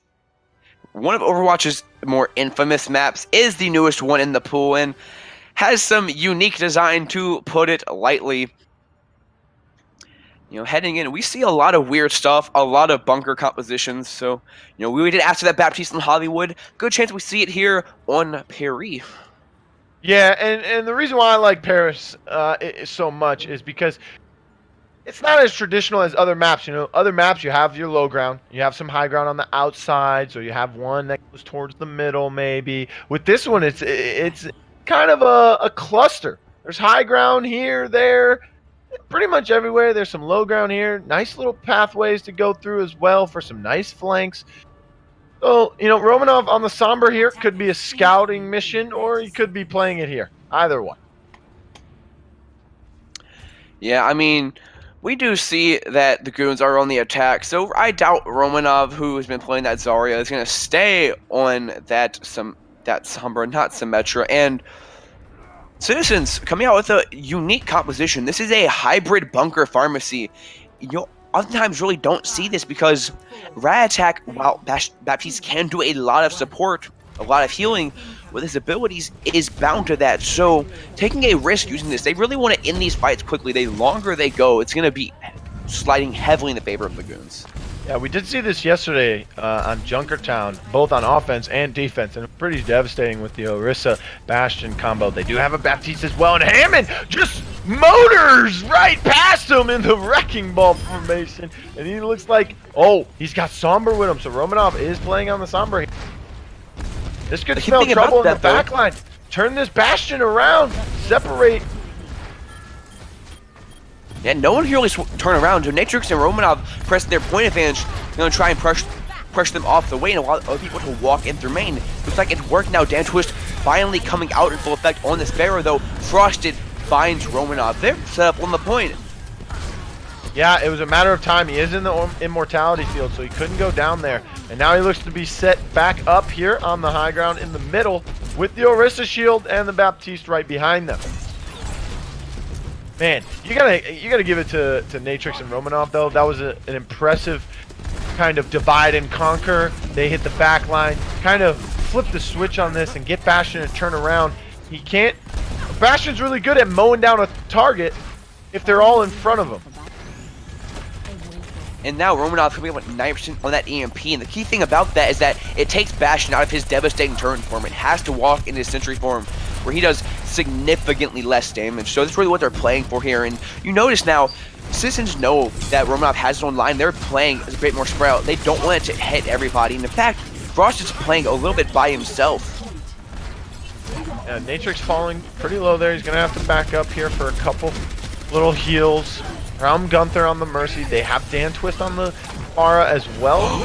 Oh my god, Dan Twist boot with purple. You rarely see Divas fall because they have a fly ability, but he has just used it to try and get huge nice. EMP. Big EMP, but even bigger. Dan Twist on the barrage finds a triple kill. They had the amplification field up for Bastion, and you just couldn't get anyone to die. Nice line of sighting from the side of Goons, as they're going to take point A here fairly easy. And the time bank now 5.5 minutes, but this is the objective. This is the point here. That takes a little bit longer. It's a little bit more enclosed here. Bastion could be devastating, but they are going to switch off of it. We oftentimes do see teams switch over to that Reinhardt 3-3 because this point, you know, it's so wide open. It favors it heavily. Both these teams doing full resets. The key thing here is that Purple stays on this Diva because he was on it for the Bastion. Bunker has that self-destruct available, and he's been deadly with them throughout this entire tournament. Let's see if he can find that little opening that Citizens need to start snowballing this fight. Yeah, Purple, the only one with an ultimate here, as everyone else pretty much in the game. Had to switch off of champs into new ones, so he's gonna pop that self-destruct here. He doesn't find anyone side of Goons, and now they're gonna look to try and take an advantage here. Soleri falls with that main tank. Goons have so much more space to start getting these kills in, and they're doing it so everyone on Citizens is falling so low health, but Natrix dies in the meanwhile. No Reinhardts for either of these teams, and the Goons have to rock back to spawn. And Citizens are gonna get a couple more kills here, and they're gonna look to take out Gunther, who's testing the point there for a little bit. A little bit of a stagger there, but not too much that you can't handle it. You know, Natrix again, keeping Soleri kind of in check here early on.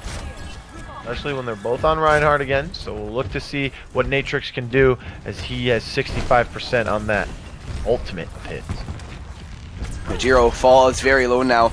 Has to wait for him to start charging that health back. And now Goons, despite losing that fight, are kind of up in this ultimate economy here. They have a small window to pop these ultimates where there's nothing that can really counter them. Oh, Transcendence comes out for both sides, but that's a 5-man, and then a 5-man Shatter to follow. They're able to take down Frosted, and that's a huge pick for the side of Goons. So Larry tries to get his Earth Shatter off, doesn't find any value from it. Diva Bomb comes out. Oh, and Natrix and Soleri pin each other again, and you can bet money on it. Natrix wins that battle of the Reinhardts once again, as members are falling one by one for the side of Citizens. Diva Bomb comes out from Purple. It's not going to find anyone though, and he's going to be the last one standing. As Citizens desperately trying to get back on the point here. It's 2/3 of the way done. Oh, and Roman has nice. another trick. Graviton Surge. He just went at the beginning of the fight, and now to end the fight, 3-minute time bank on Paris off the back of very fast Gravitons from Romanov there. Oh man, Romanov getting so much value off these grabs. Not only, you know, he doesn't always find the kills. The teams don't always get the kill on the side of Goons when they throw that out, but he's holding them in place for the end of that capture. I think that's the 3rd time he's done that in this set so far. Meanwhile, Citizens have no answer for Natrix, who's just swinging away and getting triple kills off of Earth Shatters. Sometimes he doesn't even need an ultimate to get him. Oh boy, Citizens are in trouble here early on. Yeah, that point 2 in Paris is really hard to lose after that initial fight. If you can't double cap, as it's called, where you win that first fight so dominantly that you can take that momentum into the second one and get on the point where they can even reset. If you can't do that, then it's so hard to actually find space in there because it's so wide open. The defenders have a massive advantage. So that 3-minute time bank is pretty good, but Citizens have a chance to win this back here. And if they run this comp, you know, what looks like they are, and they can find a very early fight and use that momentum, they might be able to get an even staggering time bank. Yeah, Citizens are going to have to act fast here. They have 3 minutes in the bank for the boys and Goons, so no rooms for mistake here. Yeah, and it looks like they are going to be going with a very similar comp, but Rat Attack on the Zenyatta, on the Doomfist. I got excited. Doomfist, one of my favorite characters. Not going to be seeing it today, however. Oh, we did see it last game there towards the end, but that was just to get to the point. If that makes you feel any better. know you want to see some Doomfist. But starting off here, a little similar comp for the side of Goons on defense here, but this time they're not taking any precautions with Purple playing that Sombra. They're going to back up and they're going to set up here on the right side. Meanwhile, on the point, Hammond has made it there. If Solari's able to find something off the back end, he's going to get right in this Mercy's face. Yeah, the key thing here is that the Goons have actually been separated on their defense. They're having to play in 2 groups of 3. And at the bunker, you really wouldn't be playing as one giant ball of 6 that's unbreakable now. So Solari finding a lot of value here. Dantua's in trouble of dying. He actually does. Solari finds that first pick. The res is going to come through, however, and another kill means it's going to be instantly shifted back in favor of the Goons. Oh yeah, good revive there from Gunther. Able to bring Dan Twist back up. That's a lot of damage coming from Ash. It's the first one we've seen this tournament so far. Oh, nice Dragon Strike comes out. Can it damage up? But not able to find a kill. And now Purple is going to teleport back out. But he did get some damage out. And they're finding kills for the side of Citizens here. This could be good for them. Humble, though, trying to hold this Bastion. Bob is set up in that room. He's just firing on point. That's a nice ult from Dan Twist there. Yeah, once you find that Bastion, the bunker collapses in on itself. And now, I did talk about that double cap, and Citizens in a great position to do so. They're going to have a lot of ultimates online and a lot of time to get to the point. So if they can play this fast enough, they'll be able to get a lot of momentum heading on to point B here. Yeah, so let's talk time bank here. They have 3 minutes for the side of Goons. They had 5.5 leading into this point, so they did cap it in 2 minutes, 2.5 minutes. Tank configuration comes out for the side of Romanov, trying to get some damage out. This might be, I'm fairly certain he popped this all. Try to get some poke damage, and he's probably going to switch from the Bastion. Oh, nope, he's going to stay in the Bastion. It's interesting. Yeah, that might have been a fat finger out of there from Romanov, but now Solari from behind. Huge EMP, and all those mines coming in actually can deny all of that space. Humble will find Brim, though, so good pick there from the Goons, now trying to force this fight in. Oh, and look at Bastion set up right there. In the amplification field, in the corner. They are able to kill Solari there. Yeah, and that was a great decision there by Goons to stay on that bunker for one fight. They had ultimates available and they didn't want to waste them. And knowing that double cap might be attempted, they want to play together and try and get as much upfront damage as they can. Great decision, works out heavily in their favor. Now, with these teams, momentum is reset. They're going to switch over to the Reinhardt 3-3. So a lot of time, Citizens needs to start building these ultimates up if they want to try and match this time bank here. Yeah, and I like this. I like when Romanov plays Zarya. Let's see him get some nice grabs up. Probably have one here by the time the end of this team fight. If not, he'll be really close. I doubt he won't be. Nice fire strikes coming out from Natrix as he's getting some damage off. No kills coming out from either side yet. 4.5 minutes, so they have to cap now if they want to get some nice time in. Yeah, they do have a little bit of a window to work with here. Solari dropping early, falls very low, so a bit of a mini retreat here. Purple almost getting back. They force out that trance, so Romanov is going to have this grab up very soon. Going to have a much easier time to find a lot of value out of it. Oh, and here comes a Humble D-Bomb. That doesn't find any. Purple almost has one of his own of 50%. Oh. Solari finds forward the shatter inside of the grab. Citizens looking like they might take this point. They will find another graph here. They pull in Humble, who wasn't in the mech. And now this looks like it's going to be about 1/3, maybe 2/3. Hammond does come out from the side of Natrix, just trying to contest that point. Oh, and Romanov on the Tracer. Right now, it's just stagger fest for the side of Jones. Now that Humble's touched, it may have some time. Oh, he goes down so quickly. And Purple with the Diva Bomb. They're trying to close this one out.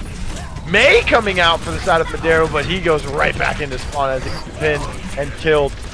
Larry with the Earth Shatter doesn't find anyone. Goons look like they're falling apart here. 2 almost equal time banks. 16 seconds separate them. And unless you're running Olympic sprints, 16 seconds is not a lot of time. So pushing into this, 2 very devastating attacks. Let's see if either of these teams can find some success on defense. Initiating match. You know, I don't think Goons really had to switch to the Hammond and all champ get there super fast. I think they could have stayed in spawn on the goats that they were running and sort of just waited a second, regrouped, come out full as a strong team. They were only about halfway through the second tick of that capture at that moment. You can give them the rest of that second tick and come out and fight for that third, but they elected to just come out one by one by one by one by one, and they just went down one by one.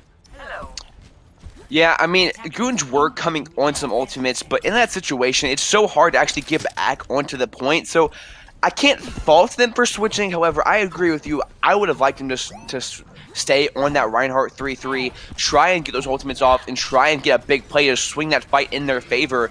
And now we head over to our extra innings here, and Citizens running that bunker that we saw from them last time. Brim still on this Ashe, a weird variation of the bunker, but it did work out for them. They didn't have the worst defense ever.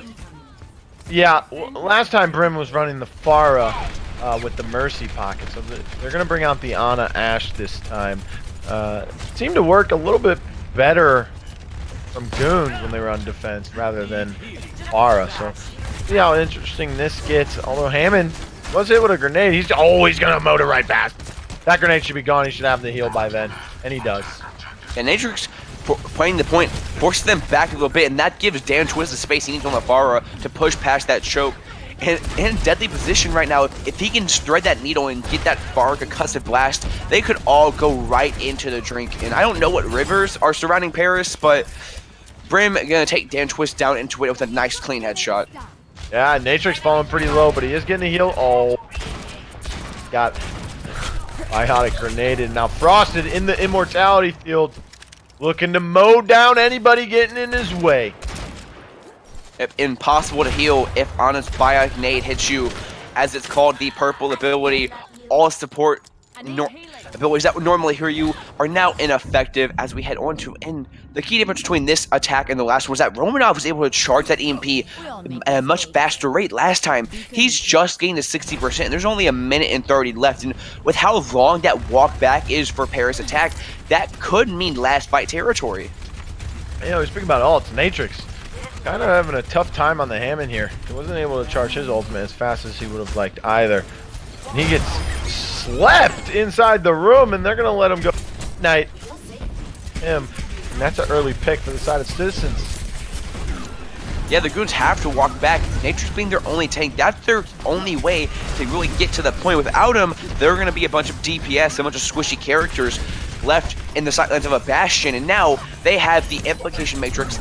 Oh my god, Frosty attacked. This is a great opportunity. He can't get in the Sentry form. Goons need to pressure as much as they can right now, and they are finally getting some time out of there. Romanov has the EMP up. This is their best, probably only chance to really crack open at this point.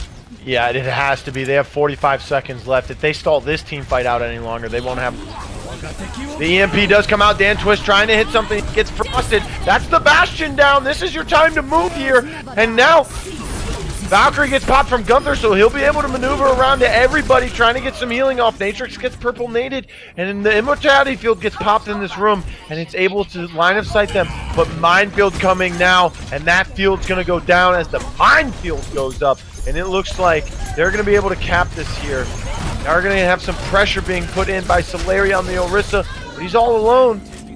And now they're going to have to defend objective B as Citizens. Yeah, and they have to push this up without any ultimates here. Natrix rushes forward to try and sneak a tick in. Not going to be successful. Frosted, however, has that tank form, and Camboyo still has the Implication Matrix here. So Citizens in a good spot to deny any progress on the second point. And Romanov still on the Sombra. He is close to EMP a little bit. We do see a McCree come out for the side of Citizens with Brim. This might be to shut down Sombra here. Oh my god, Purple finds Madiro, the only person really close to an ultimate on the side of Citizens, and so much is going on right now, but all you need to know is that Citizens are dominating the second point. Yeah, they just popped a nano boost, and Camboyo hit the damage amp right there in the middle doorway, so a lot of damage coming out from everyone on Citizens. They're able to hold that one out. 2-3 now. Yep, gonna be... Look to go on the attack. Setka, what do Citizens need to do here? I mean, if Citizens can replicate the success they did last time, they were much more successful in running that quad DPS attack. They charged the ultimates a lot faster and pressed their advantages to a much better degree. And here's the thing about this, right?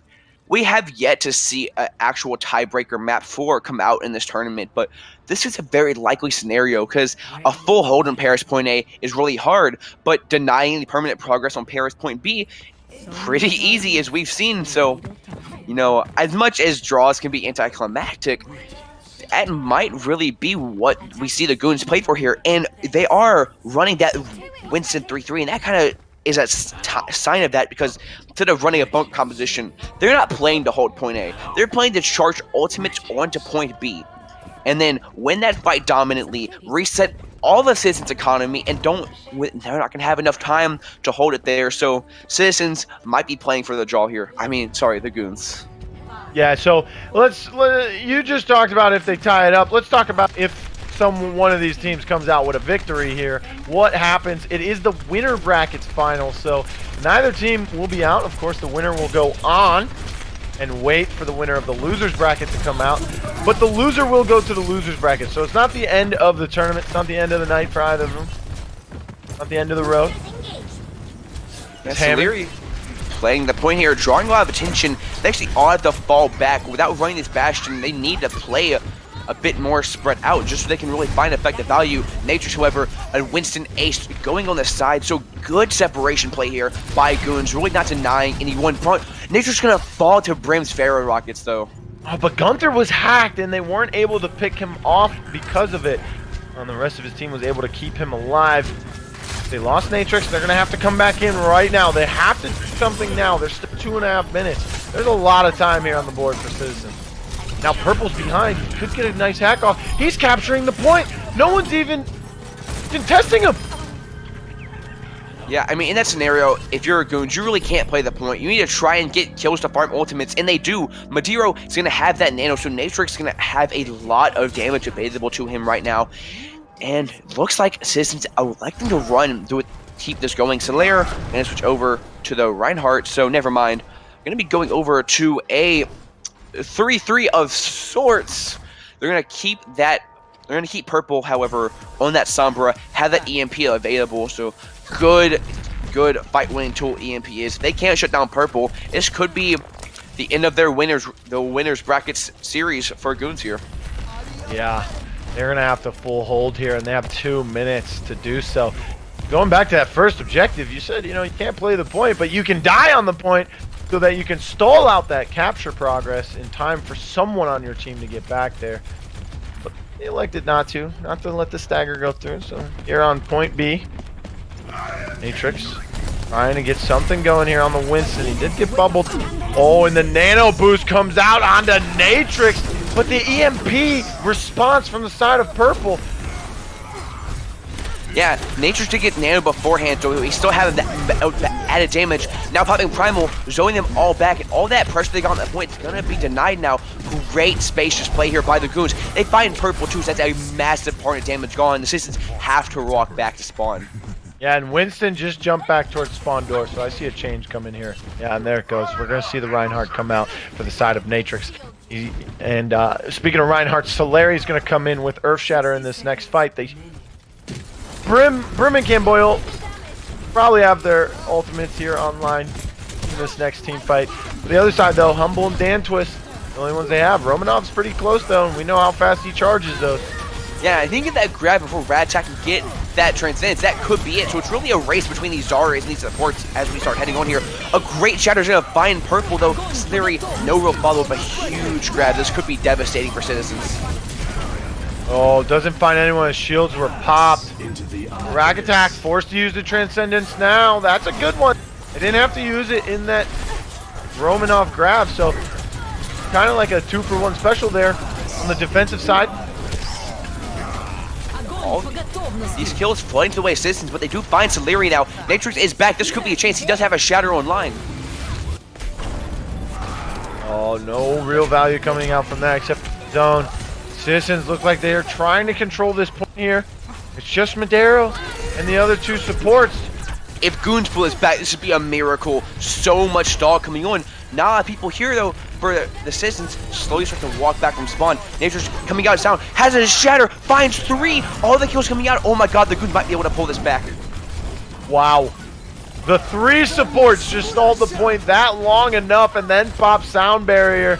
Oh my goodness. And the Goons. We are heading to a map for first time of this series, and just great play there by the Goons. Came out, took out our first seed, now try to take out our second seed in this tournament to head to that finals. Goons not going down without a fight. I think it was a big buff of them saying, hey, we're scared of Citizens. Doesn't look like they're very scared now. Showing their resilience, they were able to stall that out. You got to hand it to all 3 support players right there for the side of Goons. They were alone for a full 20, maybe even 30 seconds, stalled it out. We're going to a tiebreaker map. You wished for it. It's here. First one that we've seen this tournament so far, and it's going to be Ilios. Yep, we are heading to the Greek Isles. One Ilios, a control point map, impossible to draw one, perfect for those tiebreakers. Now, these teams have to be nervous. Best of 1 series here, so it's just going to... Sorry. All right. So this is a best of 3, as usual, but it's pretty much comes down to the winner of this match right here. Ready for battle. Yeah, so now heading on here, these teams, nerves racing, heart pumping. If you're Citizens, this is the first time you've been this close to losing this entire tournament. And if you're Goons, you know, you've been in this position before, but can lightning strike twice? Can they take out the 2 juggernauts of these tournaments?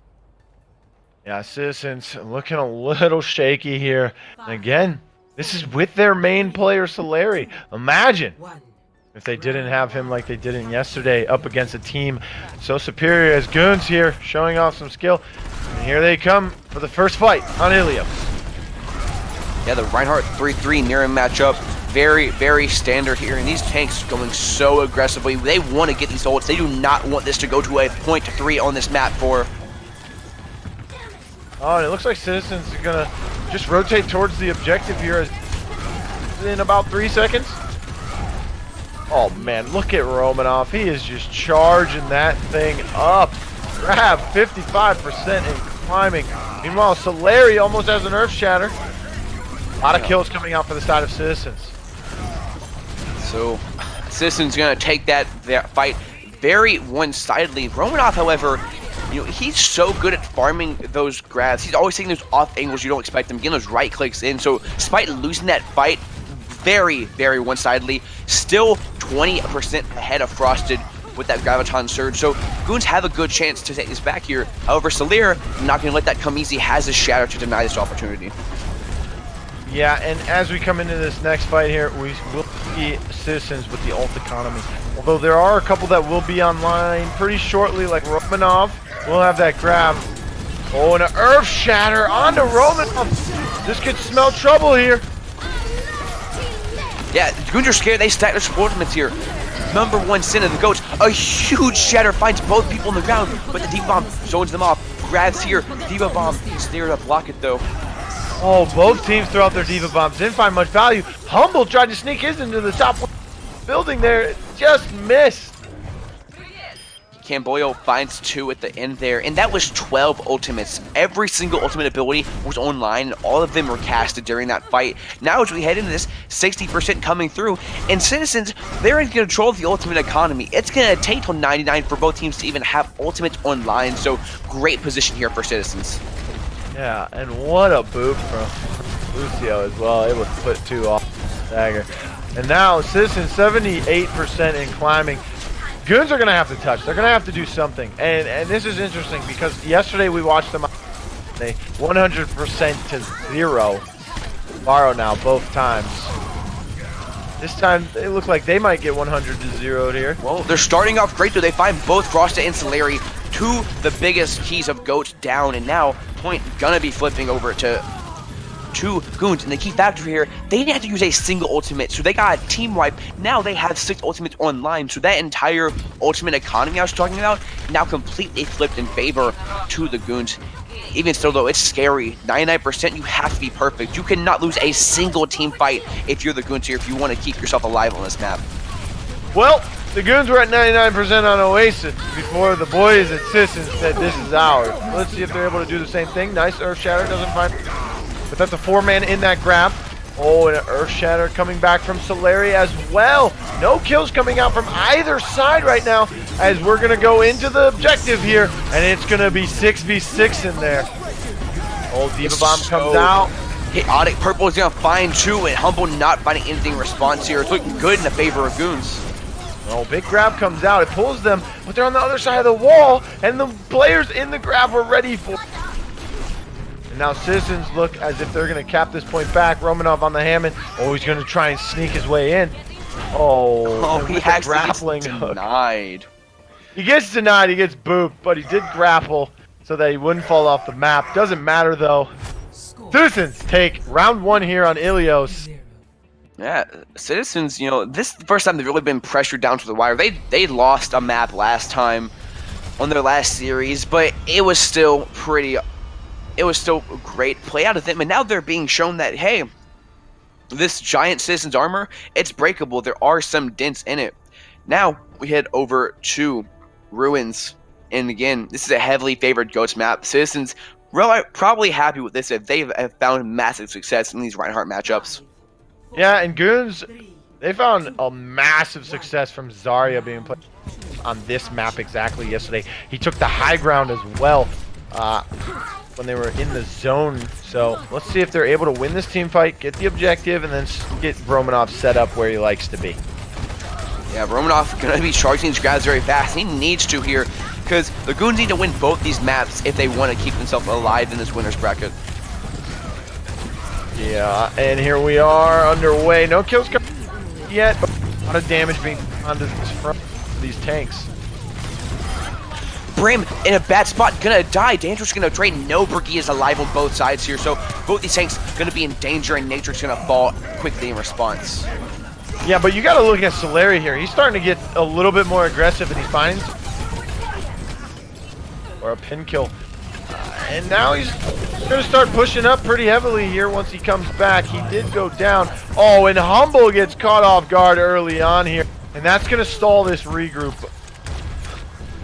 Yes, and you mentioned that Larry's been playing a bit more aggressive. That's because in these first few matches, the Goons found success by punishing Solari, but now the pressure's on and they're starting to play a bit shaky. Solari's getting away with these aggressive plays a bit more. They're not really punishing him as much as they used to, so the Goons really need to reset their minds here and start playing like they were. If they can keep punishing Solari, they can start finding a lot more pressure. Oh, grab comes out. Earth Shatter finds 3. Can they be able to clean anything up? A return Earth Shatter from Natrix. Diva Bomb from Purple, but that is way out there. A nice grab coming in now. Oh, and they find 2 off of that with Natrix and Humble going down. And 47% in climbing as Citizens look to get even more aggressive on the spawns here. Yeah, that was a super scrappy fight, and a little bit of undisciplined control we saw our Goons there. They invested ults at the beginning where it was still kind of in the air of who was going to win that. But towards the latter half, it was very clear that Systems was going to win that. Yet they still invested. And if that's an overtime fight, you need to. But now they're coming into a place where they need to win these next fights. And they're not going to have the ults to do so. Oh, Rally gets popped. Rim got stunned there for a quick second, but he's back up. And he's backing up with the rest of the team. Purple on the Humble here on the... Oh, they're just sending rockets at each other's faces. Purple elects to get out of there. And now, momentum shift maybe to the side of Goons as they're trying to take this point. They do demech Purple, so this could be good. Purple was close to all. Big Earth Shatter, but an even bigger grab from the side of Romanov. They're not able to find any kills off, and now a return grab. Oh, and Solari trying to charge into them. The big Transcendence comes out from Madero to kind of keep the Goons sustained here. Diva Bomb goes off as well. There's ults coming out one after another. Speaking of which, Purple with the Diva Bomb. It's overtime. 99% is ticking. It's ready to be captured. But Goons just won't go down, Setka. They might try to stagger this out, but as that bar elapses, Citizens heading over to our final, the most feared team in this tournament showing up, gonna be heading over to that winner's final. So great play out of them, and even greater play out of Goons, who are going to be in the losers bracket and still have a chance to take back to this final. Yes, so Citizens win in the tiebreaker map on Ilios. Goons looked strong on it yesterday, today, but they did have some great promising moments. Citizens, I wouldn't be surprised if Goons make it all the way back and into the grand finals against Citizens once again for a rematch. And now as we head into this, so Goons did end up losing this. They're going to be going up against 666 Legend, a team we saw yesterday. And, that's not going to be an easy matchup because Goons play a very, kind of spread out version style of that 3-3 where they're not playing super aggressively, super together. They want to punish your mistakes. But 666 Legend, they don't like to run that 3-3 almost at all. We rarely saw it out of them. So 666 Legend might have a bit of a favor coming in there. Yeah, so they're going to be going up against 666 Legends, like you said. And when we talk about T6, we got to talk about TRBot. For those of you who weren't here yesterday, he's got a name on screen that's going to appear in Chinese. But we Google translate it, and it comes out to Training Range Bot. So we're just going to call him TRBot for the sake of our breath.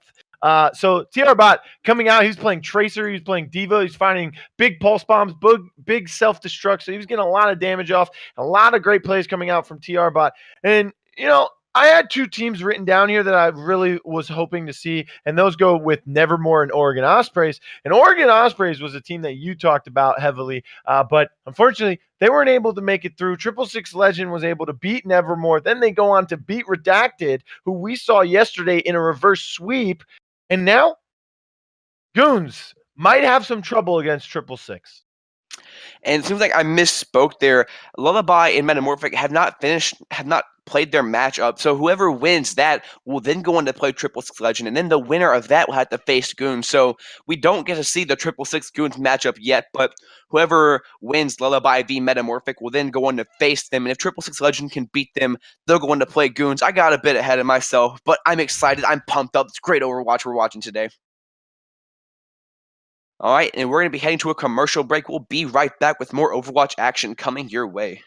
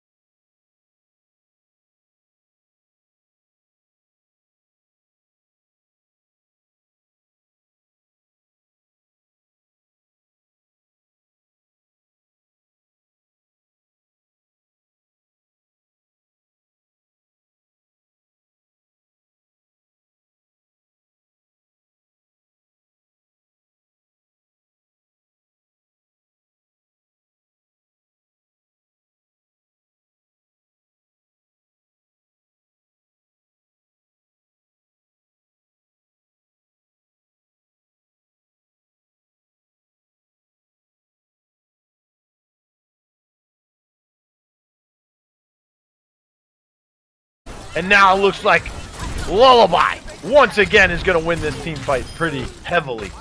Win that team fight, and maybe even the points. It comes to 90% now, and there's really no time for Metamorphic to group up here. It's going to be up to Noctis to try and touch this point the last second. He will, but it's so hard to get everyone grouped up here. There's a slight window they can win this. They have that Transcendence and Zack Attack on the Doomfist to try. You don't but they won't even touch the point. 100-0. Dominant play there by Lullaby.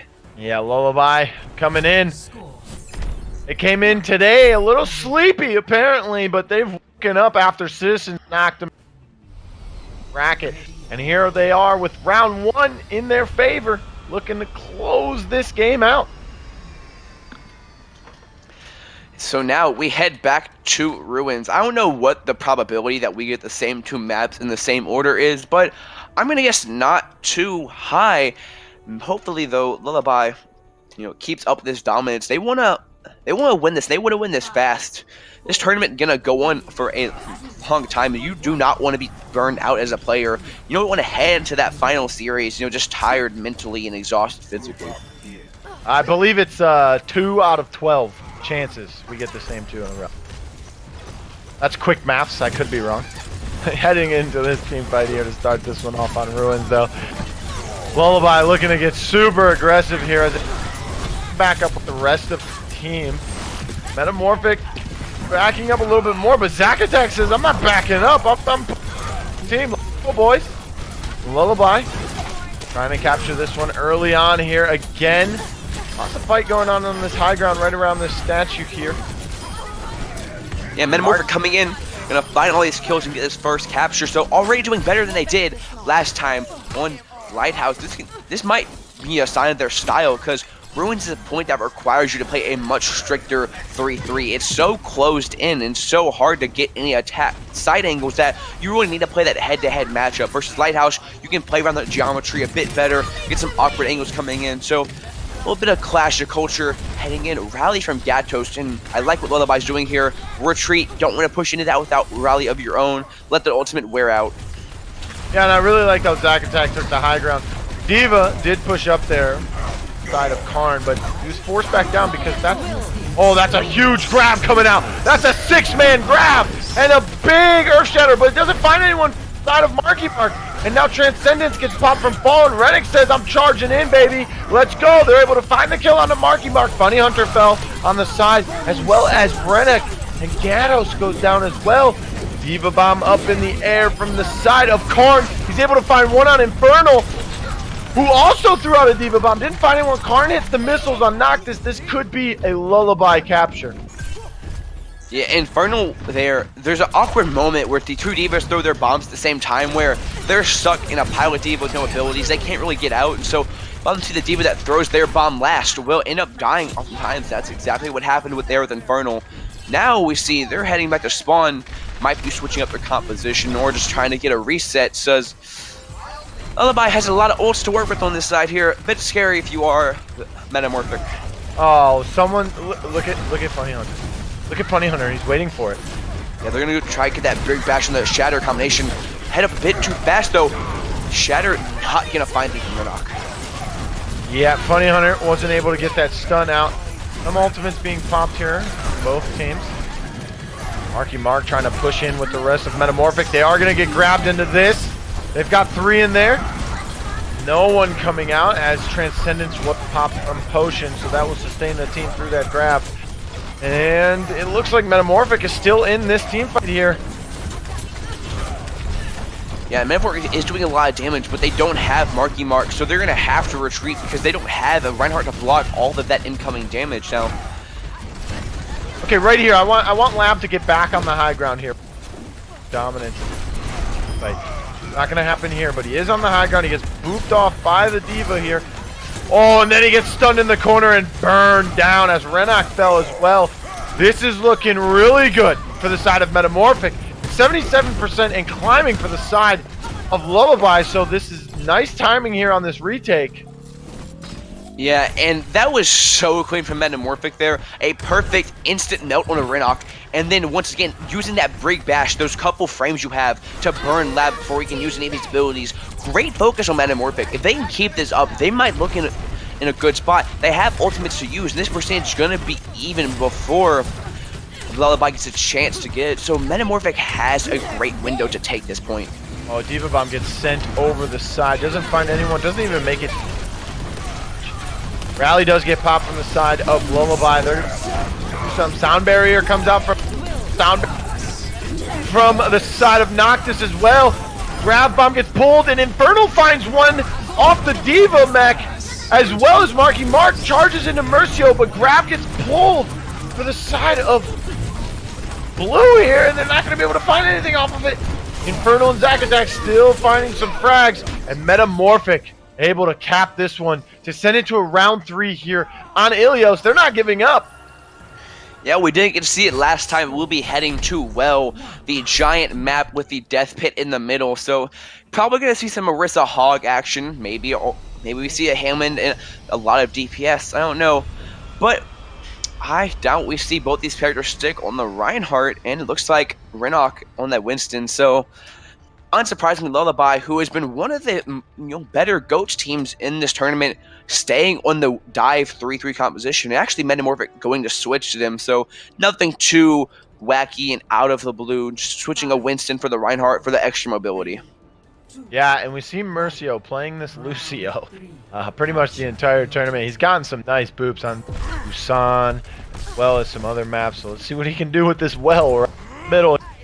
You have the Winston too. A lot of environmental hazards. You're going to have to watch out. Big stuns coming out from the Death. See what happens. And Renok wasting no time, jumping right into the fray. Already 40% on the Primal Rage, but falling a bit low, has to fall back for a little bit here. Oh, and Karn could be sent to the bottom of the pit as he is. He didn't have his jets available. Oh, boy. Yeah, Marky Mark also doing a lot of damage on Winston, completely 70%. Playing aggressive out that Diva there. There's so much more space for Metamorphic. This fight is going to start going in their favor, though. Time has lapsed. Karn's already back. Yeah, and Rennick, we're talking about that ult charge from him. Marky Mark already has the Primal Rage, pops it, and now he's smacking some people. He smacks Lab off the map. Well, Karn's able to take down Marky Mark, but it's a little too late as the capture goes to Metamorphic. And, Lab, under a lot of pressure there, uses that grab to try and save it back, and, a bit of a misplay from him. So much pressure on these teams right now. This is it. Loser's bracket, 2 rounds left, so falling a bit under that, not the best time to use that Graviton Surge, so now it's presenting this. Metamorphic has a lot of advantages to press. Zack Attack has his grab. There are ultimates to deal with it on the side of Lullaby, however. Oh, look at this. This grabs no one. 2 Dome Shields blocking that right there. One of them is going to be the enemies. Oh, and a big double kill, Sadko. Huge boop into that, assisting Karn and falling in to find a nice piece of his own. So Lullaby taking back, gonna get a really fast cap, that only 41% charge from well. Yeah, that was a nice double kill off the self-destruct from Karn. That's what he needs to do. He's been getting some of those yesterday. Not as many as today, but gonna have to find some success. You talked about how he used you as sort of a zoning ult, especially on that Route 66 map. But here he is, finding a lot of value off some kills. Yeah, now as we head into this, playing that defense, you're going to be in favor to win these fights more often than not, because you get to decide where they happen. This attack being forced to that small little funnel, and Renok making up in his ultimate economy.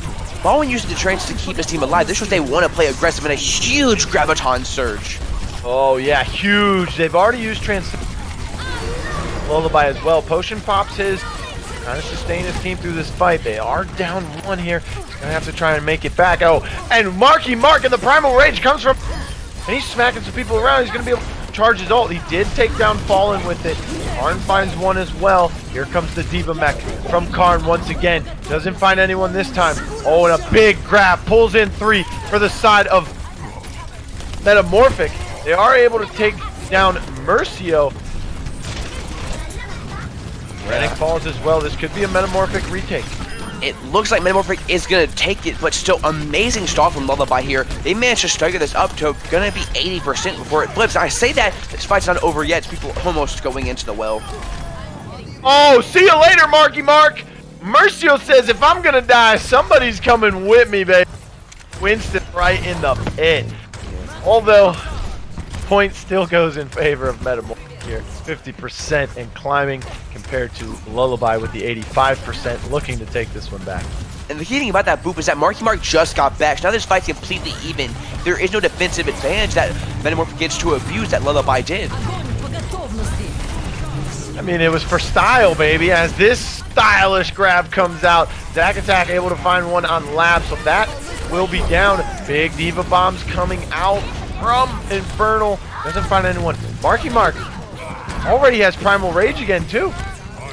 Okay, so that boop or Mercio that he got 2 fights ago might seem insignificant because he lost, but what that did is that gave them the space because Marky Mark was returning from spawn to actually take the point back underneath the feet of Metamorphic and gain 20%. If not for that, this round would be over because Metamorphic would be at 100%. So I really love that Lullaby can play to these small advantages they get. Nice quick thinking on the skates of Lucio there. This could be the last team fight. Oh, Primal Rage gets popped from Renok. Marky Mark has his out as big grab, only pulls in Karn. Not able to do anything with it though. Transcendence was popped by Fallen and it kept him alive. Now we're winding down to overtime here. 99% to 99. Whoever can win this team fight is for sure gonna win this game here. Karn finds one on Zack Attack with the self-destruct. Both Winstons with no ultimate here, although Rennick is charging his fairly quickly, and Metamorphic looks to be in trouble. It is 3v3. All one gets pulled in. Lab able to take down. Hammond comes in now. That was Fallen on the Hammond, so they don't have the Transcendence if this fight goes out even further. Zack Attack is back on his Doomfist to try and find these kills, but it's so hard. There's so many beefy targets to go through, and all these kills heading towards Lullaby, though. Metamorphic's not out. A huge beat from Noctis is going to keep everyone alive, so this is still a final breath, but that pit looking very dangerous. I'm falling into it. Yeah, there's a lot of ways people can get booped into that, and it looks like a lot are. This fight is going on ever. They do have a Soldier 76 for Lab now. The Zarya anymore. A lot of new champions coming, trying to get points super fast. Infernal putting in a lot of damage with this Hammond. Karn goes down the well. This is not looking good for the boys of Lullaby as another one goes down. Noctis able to put Rennick in there. Oh man, Zack Attack almost went in there as well, but he's still able to keep himself alive on that Doomfist. Oh, and Funny Hunter is in trouble. Infernal and Marky Mark in his face. This could look like it's a Metamorphic capture.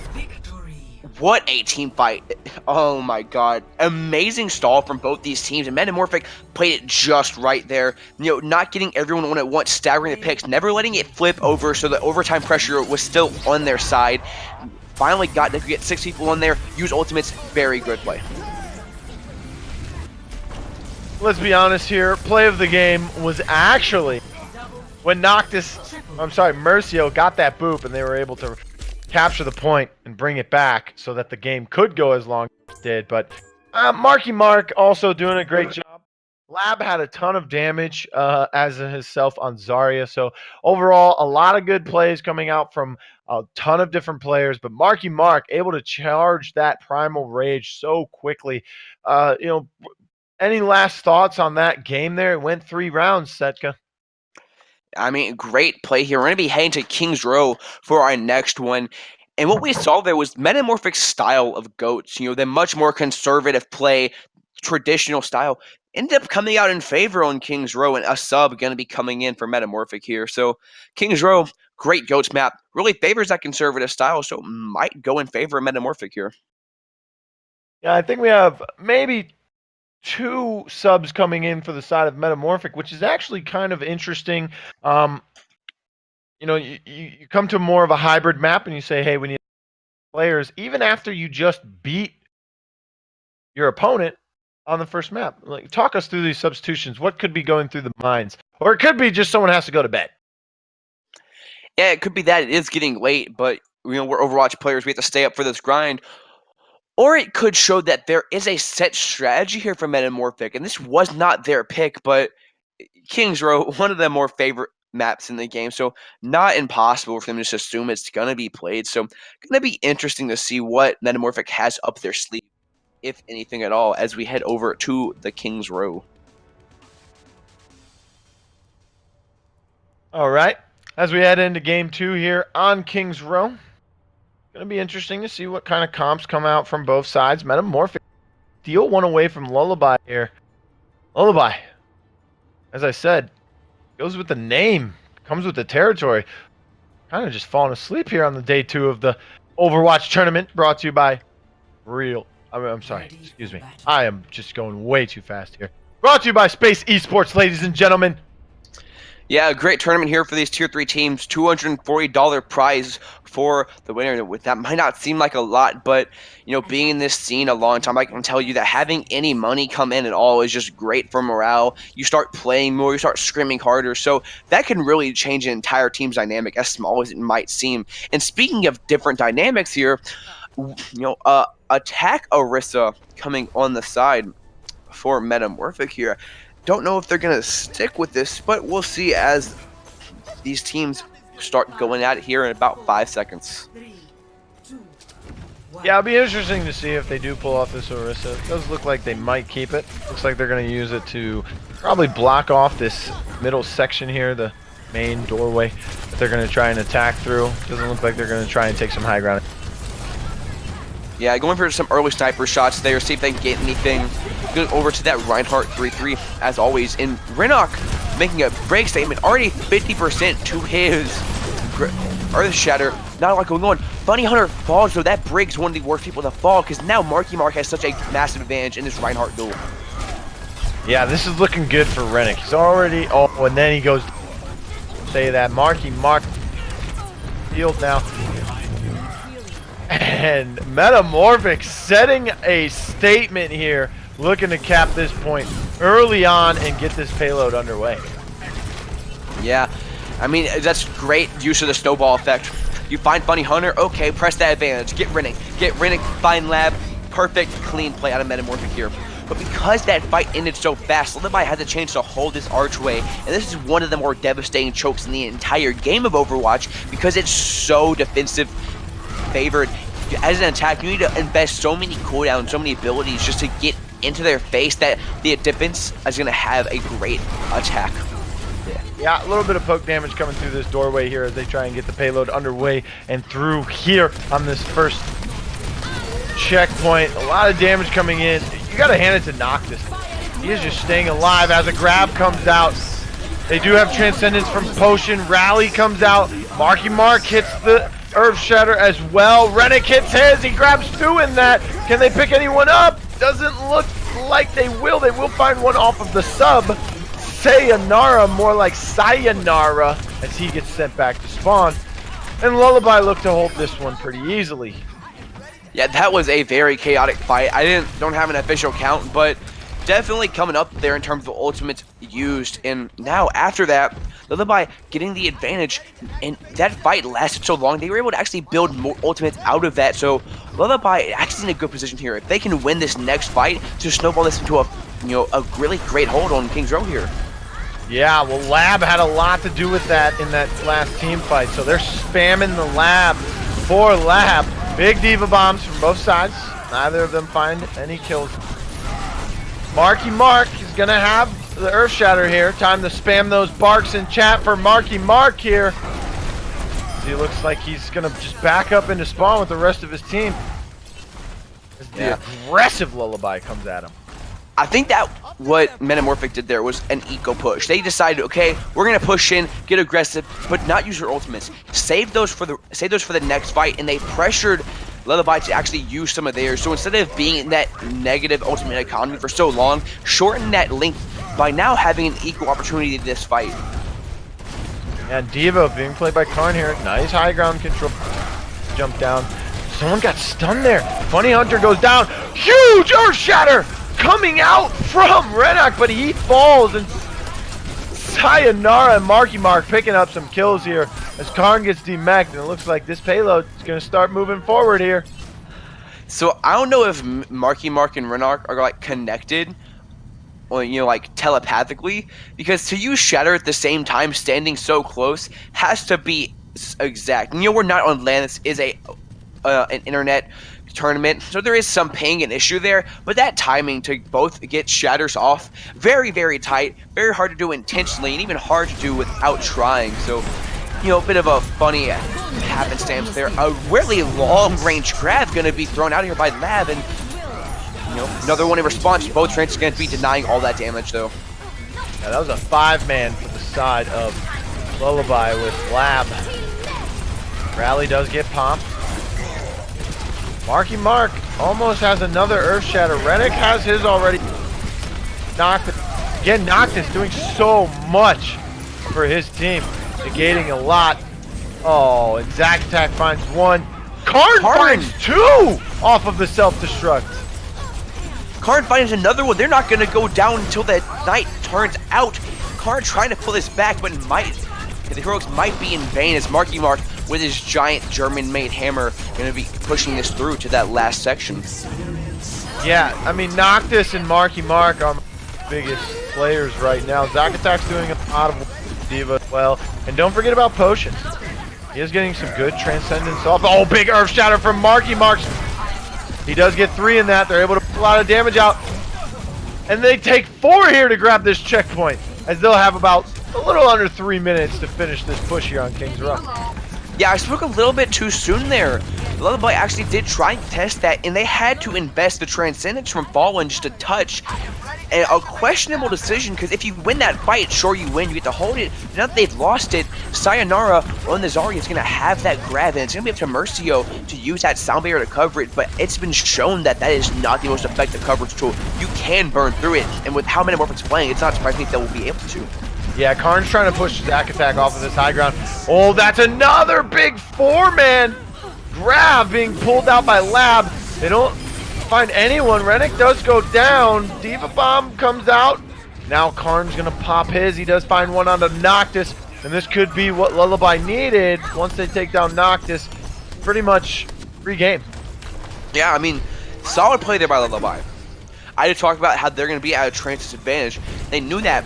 They started playing aggressively. You take out Marky Mark, and now all of a sudden, even though that grab isn't going to be the most covered, without Marky Mark there to damage it, you'll be perfectly fine to hold it. So, great ult tracking there from Lullaby to play their advantage. You know, you can spam Cat for Gat because he's been charging that rally super fast here. Another one comes out for him as well. Oh, and a big Earth Shatter coming out from Rennick. Zack Attack almost falls off the map. Speaking of which, Sayonara map. Marky Mark finds Thor with his shatter, though they're not pulling this back. They might be able to. It is just him and Potion, however, not is going to come back. So they're investing. Oh my god, they're using Trance. They want to win this fight desperately. And it looks like they are. A huge move from Noctis. Finds Bunny Hunter. Hey, listen, if you got Marky Mark and Noctis, which, by the way, the sound barrier comes through, I think you can win any fight you put your mind to. And here, they got a full team back. We're going into another team fight, or technically it's still the same one. Strong out, and if you're Metamorphic, you need to win this because you don't have another chance to charge ultimates. Find Mercio is a great chance too. That's the retreat tool gone for the side of Lullaby. Oh, and Karn finds one onto Marky Mark. That's huge. That is actually huge with 40 seconds left. Marky Mark 80% on all. He is going to make it back for Metamorphic. Ready. They're calling for as well. It looks like Renox having some connection issues. So, as we wait for Renox to hopefully get back into this game, it's looking on the ropes here for Metamorphic. They have 30 seconds to regroup. They have ultimates coming online, but they're going to have to push in to a rejuvenated Lullaby team here.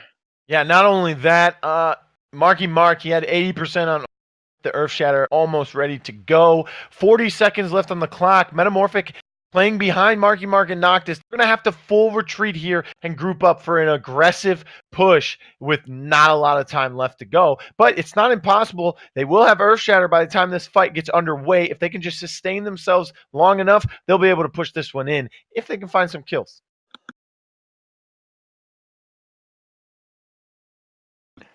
anything's possible. And with these two teams, we've seen some great Overwatch out of both of them.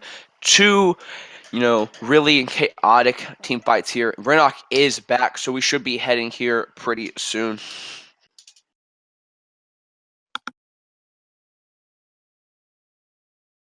Alright, And it we looks are like- going to be heading back onto the King's Row.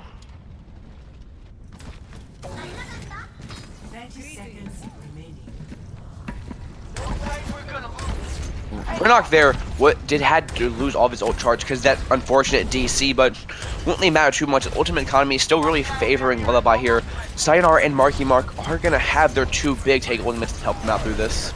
Yeah, Mercy will have sound barrier. Lab could get the grab online here pretty soon as well. Marky Mark, the Sayonara pulls him in.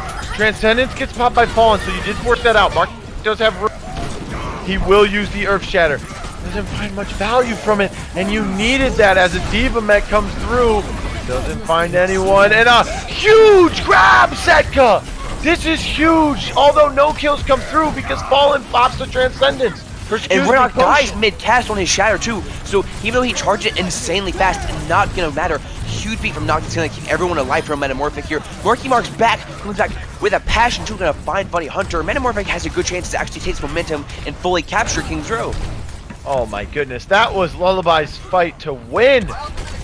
And they just couldn't get the kills as Potion popped that Transcendence, able to keep them alive when they were in a 6-man grab, and now they won't have that. Ult economy is probably going to favor Metamorphic here the way it's looking. Although Diva is on top firing for free. Colonel's going to go up there and see if he can do something about it here. Great shatter there from Marky Mark, gonna get huge, and an even fatter grab, and this team might gonna come through. It looks like Metamorphic's gonna fully capture this. Yeah, that is a big team wipe there for the side of Lullaby, and Metamorphic able to push this one all the way in for round 1. Well, they won't have any time left in the bank, so of course there is a 3-minute push on the other side, or a 3-point push on the other side for Lullaby. We'll have 1 minute on each side. Yeah, I mean, that last point on King's Row can be so hard to capture. We've seen some crazy stuff being pulled out too. Whether it's, your Reinhardt switching over to the Roadhog, throw someone into the pit, get all those kills, of course, referring to Bumper. Always nice to see some crazy stuff there, and a crazy, crazy team fight out that last gate. Metamorphic, however, pulling through, so now Lullaby needs to fully capture King's Row, and then in overtime, in those extra innings, take that and get more progress than them if they want to keep themselves alive in this tournament, because they are in the losers bracket half of this tournament. Yeah, and those of you who are just now joining us on Twitch Space Esports, this is Lullaby versus Metamorphic. On to the next round here, bracket. Citizens awaiting whoever makes it out of the bracket. It's about 3 more matches to go for the grand finals, which will be a little bit later tonight, so stick in. Yeah, getting word in because of some delays in this tournament. We're actually going to have to delay the grand finals to tomorrow. One more match after this is going to be cast. Make sure you catch us all at twitch.tv/Space Esports to watch who takes home the $240 prize pool for these teams. But instead of what's happening tomorrow, what's happening now is we see Lullaby walking out of spawn. All of their hopes and dreams are resting on this attack right now. Yeah, they're going to have to get a full push here. Having some time bank would be nice, but it's not needed. What is needed is that full push. So let's see how they come out here. Noctis, nice line of sighting here. Able to meal. Looks like he's going to switch back and forth, trying to get back on top here. Meanwhile, Lullaby trying to push into this Metamorphic defense, who are looking to hold this first fight pretty easily, I would say. Although there is some resistance coming in now. Marky Mark, 81% on that Earth Shatter here, and he will have it as Renok goes down. He's under 50%, so this is not looking good for the side of Lullaby early on. Yeah, I mean, that's a great play from Marky Mark. A super aggressive Reinhardt, as we've seen the entire series. Gets those kills really early here, and it seems like the weakest point Lullaby has is really that entry phase. Once they get into the meat of the fight, that nitty-gritty stuff, they start playing very well, but these entry phases have been rough for them this series. Yeah, and remember, if Metamorphic is able to hold this, or even so, Lullaby's not able to get a full push. This will be the end of this set. Yeah, Lab in the back here, trying to go for a flank, was a bit too late. However, was able to get some good charge on his grab. Going to be coming around it soon next fight. A little bit of a stagger there, but he did get, like you said, some ult charge, so it is worth it. You have about 2.5 minutes. That ult here in this team fight for the grab. Throw that out, try to get some damage off of it, and you still have time to charge one more, possibly, maybe even 2. Rally comes out for Lullaby with the Funny Hunter. Shatter not gonna find what it wants out of it from Renok. Had to use Strange to stay alive, so if Sayonara can survive this, he's gonna have a very clean grab, and he will. That's a big grab, actually. It's got 4 in there. And here comes the Diva Bomb. Zack Attack able to find one. And all of these fights have been so one-sided for Metamorphic. Their play is so clean right now. 1 minute and 40 left here. You have 2 really good fights left if you are Lullaby, and that's hit. Renok and Karn do have that Shatter Bomb combination. That's gonna be probably their best shot. They don't have time to get another round of ultimates. Yeah, and like I said, if you don't find any value from that grab, you're gonna have to work very hard to farm another one. They did throw it out. They got 4 in there, but the Transcendence being popped by Potion, man, oh man, he's got a lot of negation with those Transcendence here against Lullaby. Now, Lullaby looking to go a different route this time. They have about 1 minute left. They've got to do something now if they want any chance of staying alive in this tournament. This slow rotation is scary because their time is not a lot, so the longer they wait, the less time they're going to have to regroup here. Finally, they're going to drop on, and Renok being separated in a bad spot. Gets a nice shatter, but a beat coming out to instantly deny all of it. Here comes Fallen with the Transcendence as a Diva Bomb from Karm comes out. It does take down Potion. This is the chance here. Potion is down. He does have Transcendence. Lab has Grab. This is their chance. With Zenyatta not in play. Sayonara does have a grab, however, and if he wants to pull it here, actually gonna die. I think that's gonna be the key. I think Lullaby's gonna take this. Noctis trying to stall this out. He's gonna go down. Oh, Gato. He's gonna go down. Now it looks like it's gonna be a Lullaby capture to get their payload push underway. And unlike what Lullaby got to do, Metamorphic cannot push up to that archway because Gatos fell fairly late in that fight. They're gonna try to get here though. It looks like they might be able to. 2.5 minutes is not a lot of time for the street phase, and if Metamorphic plays this right, they're gonna be able to stall them in this archway for a very long time, especially with having 5 ultimates online. And Marky Mark has an Earth Shatter. Science does have that grab online. Potion still has a Transcendence. If Lab is able to pull his out, they could negate it once again. He has been doing super well on those. And there it is. There's a grab. Transcendence comes out again. Beat gets dropped. Earth Shatter comes out as well.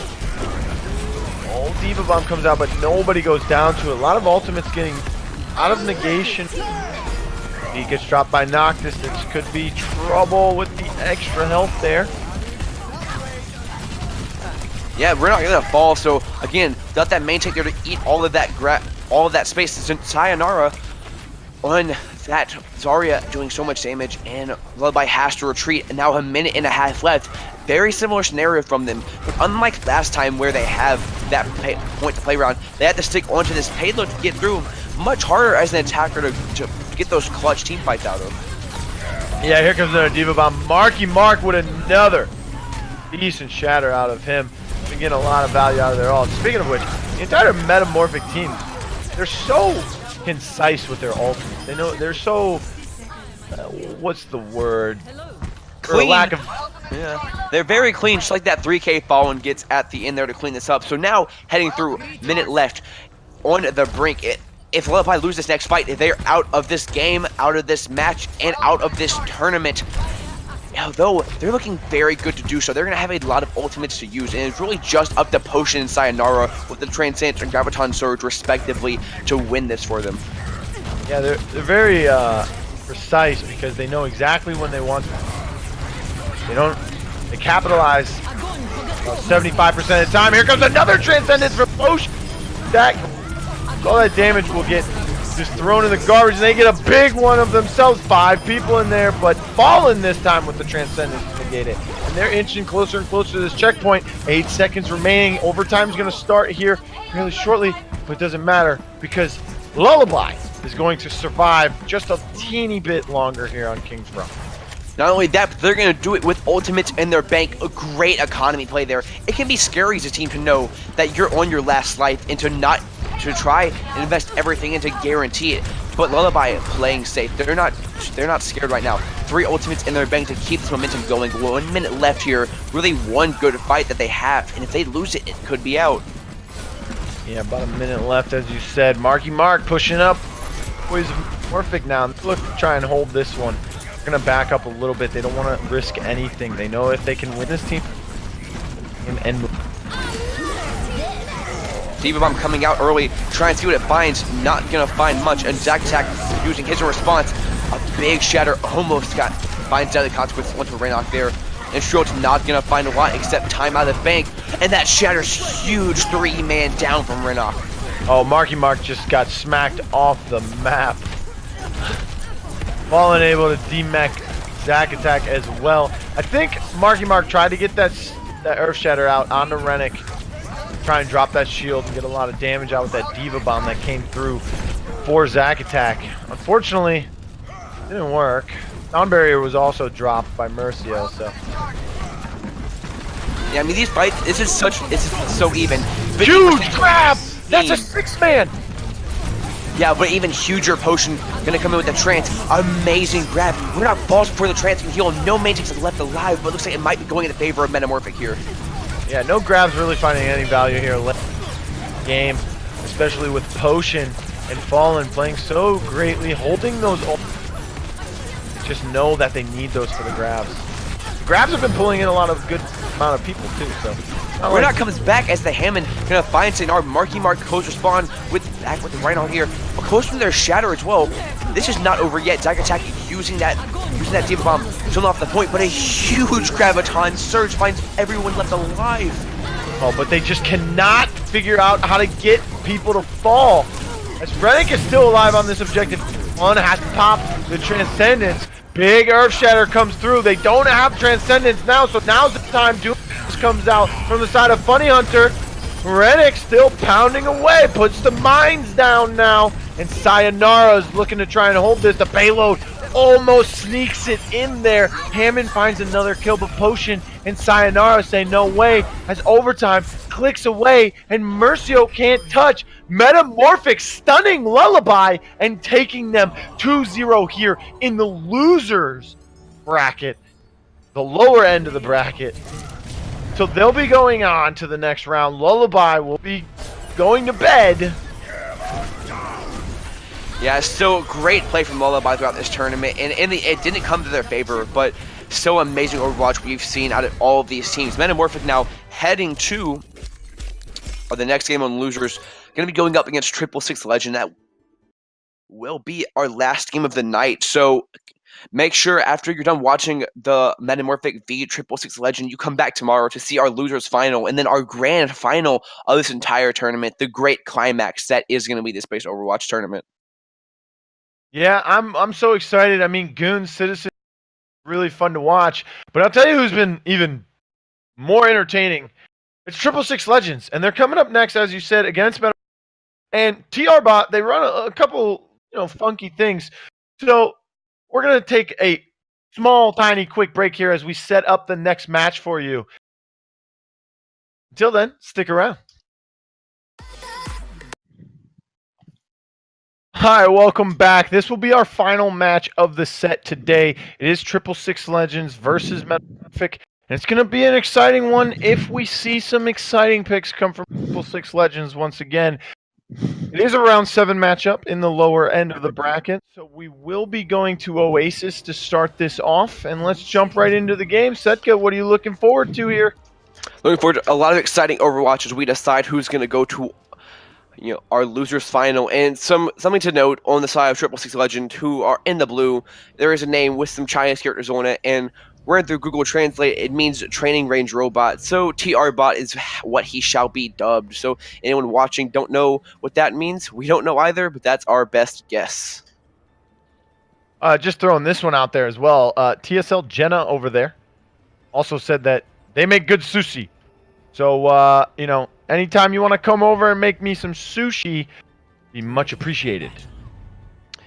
Yeah, 666 Legend actually are, I believe, a full Asian roster currently living in NA and stealing their name from an Asian contenders team, you know, showing their support for their favorite Overwatch squad. Gotta love the passion that they got there. And now, interesting how this tier 666 Legend, you know, not one to run the goats a lot, oftentimes on those unconventional compositions. Seeing it here, they do have a Pharah and a Widowmaker coming out of spawn here at least.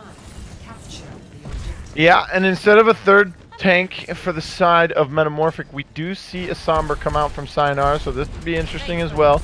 But TR Bot and the Tracer caused a lot of havoc yesterday. Pure Oxen got nice headshot kills with the Widowmaker as well, so it'd be nice to see this Pure Oxen Widow trying to go after Landman. Yeah, Metamorphic gets that first pick onto Oh Wang, and that opens up a lot of space for them. However, MacMan not pulling it back, and TR Bot showing us a Star Tracer play. So, pretty even fight going on here. Marky Mark still playing that aggressive Winston, and gonna find Gina as well. Yeah, Metamorphic look like they're gonna take this first point pretty easily here as Marky Mark get a lot of damage off. Squishy targets coming at him with this Winston. Yeah, an interesting composition here that we're seeing out of Metamorphic. It is a play on the dive 3-3. However, Sombra is allowed here. So this is kind of purely designed to counter this composition running by 666 with that spread out pharmacy sniper composition. Yeah, and Coalescence not going to be online as fast as Grandly would like. He did just switch over. So, oh, and L4 Wang gets hacked on the Hammond. TR Bot does have Pulse Bomb, but he falls. The Zac attack on the Diva. And now a big EMP to take Pharah out of the sky. Whoa. I'm liking that play here. Sayonara on the Sombra getting spicy, but meanwhile, Pure Oxen finds a double kill on the Widowmaker. Yeah, the EMP only found the pharmacy and no kills come out of it. Pure Oxen showing us some flair as well. Now it's going on. Marky Mark's back, and he's not using that Primal Rage, which shows us that, you know, Metamorphic wants to do a full reset here. They want to save these ultimates and try and get a very fast recap. Yeah, that's great discipline out of Marky Mark there and the rest of Metamorphic call for the regroup here and not waste that Primal Rage. He does get hacked right here. Yeah, so going to be a bit of a stall, not as fast as they really want to go. But Potion, however, does have that Coalescence, which very long range. You can actually take out a pharmacy with it. So maybe what they're trying to do is set up Potion in a good position here to start bursting down this far in Mercy.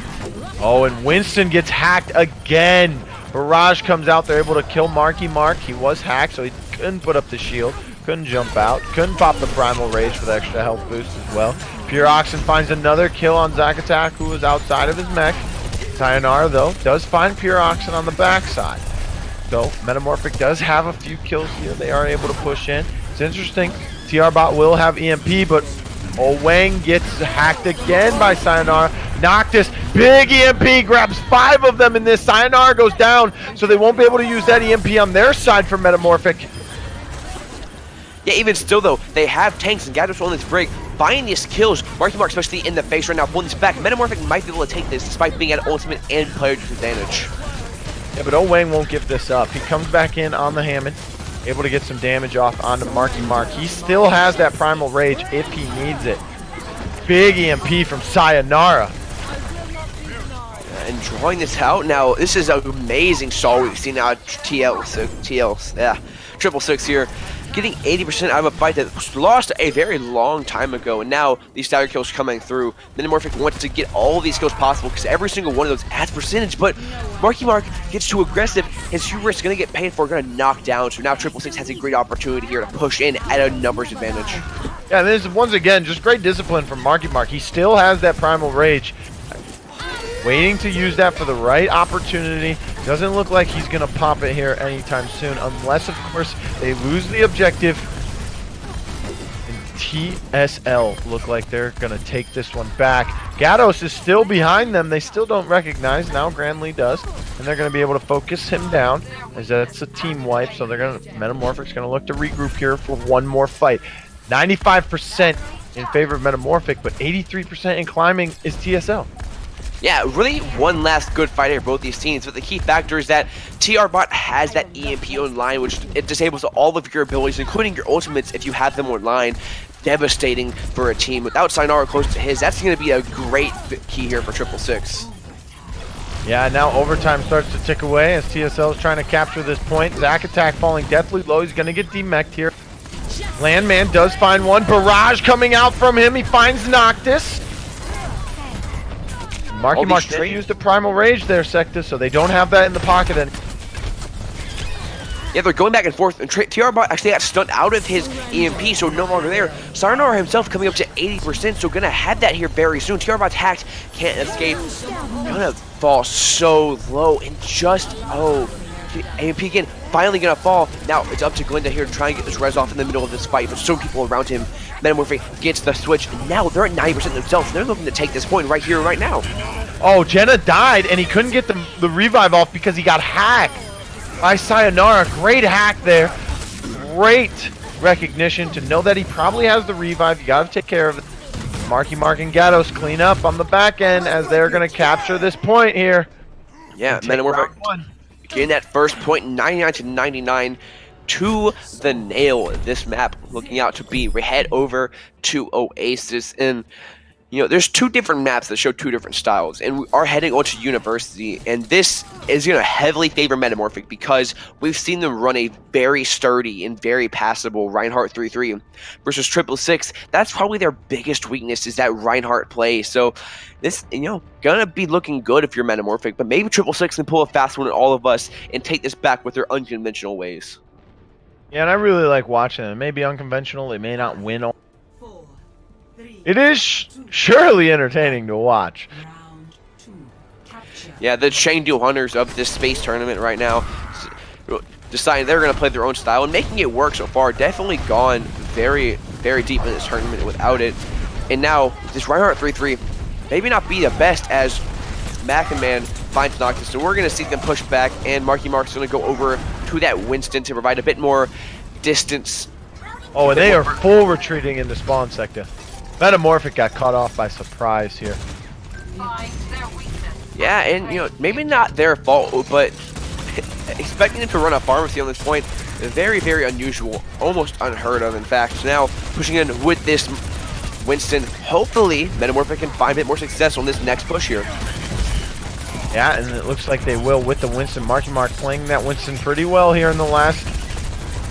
Did so last round as well. He had so much discipline, holds range. Big barrage coming out. Gatos goes down to him, but Landman gets popped out of the sky by Zack Attack. Meanwhile, Wang finding a kill onto Marky Mark. That's huge. Pure Hoxton does go down as well. Zack Attack back in his mech. Minefield gets deployed by Wang. This could find something. Potion able to find a double kill in Coalescence with the Mora. Yeah, and Wang doing so much zoning here that even though they really don't have the numbers, they're still controlling this point. So very great Hammond play, being aware of what you need to be doing now. EMP gets stunned out again. That's the second time this match. Huge hack. Finally, going to switch over to Metamorphic, and now they're going to press up and try and get all of these kills. Yeah, so about halfway through the side of TSL, they again got stunned out of that EMP, and that was supposed to set up the rest of that fight to allow them to take it. And great play by Gatos. Just deny that.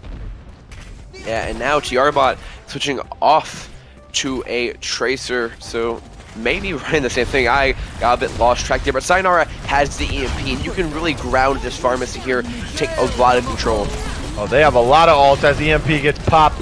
Only Landman on the Pharah, and we're able to get hit by that EMP. Primal Rage does get popped by Marky Mark, and they look to push the boys at TSL around like ragdolls here. Landman able to find a kill, but Pure Oxen on the Hanzo goes down again, not finding much value off of this champion this game.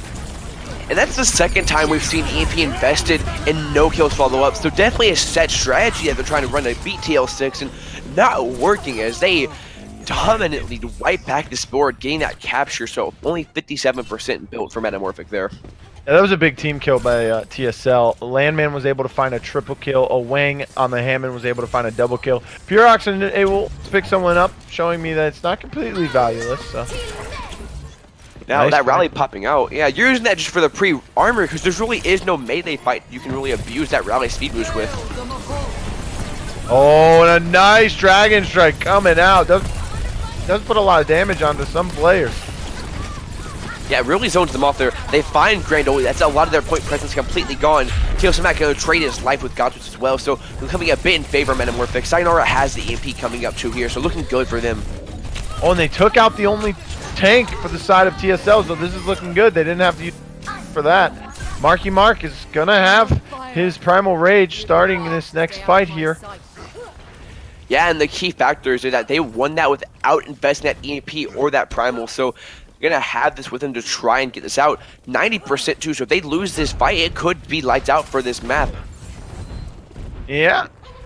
Marky Mark has Primal Rage. They have EMP as well. They do have the ult advantage as of right now. TSL is going to have to make a move right now. Big EMP takes out Wang the Mercy. There is no res. Granley goes to that as well. And now they're sort of trapped in this room is Hanzo. He's going to have to back out. Pure Oxen trying to find some kills off of it. Diva Bomb goes through. Mercy, being played by Jenna, was able to find a res. That's the zone. 99% on the tick now. Another Dragon Strike comes through. This is kind of an unorthodox one. Doesn't find anyone. And it looks like Metamorphic is going to take this map 1.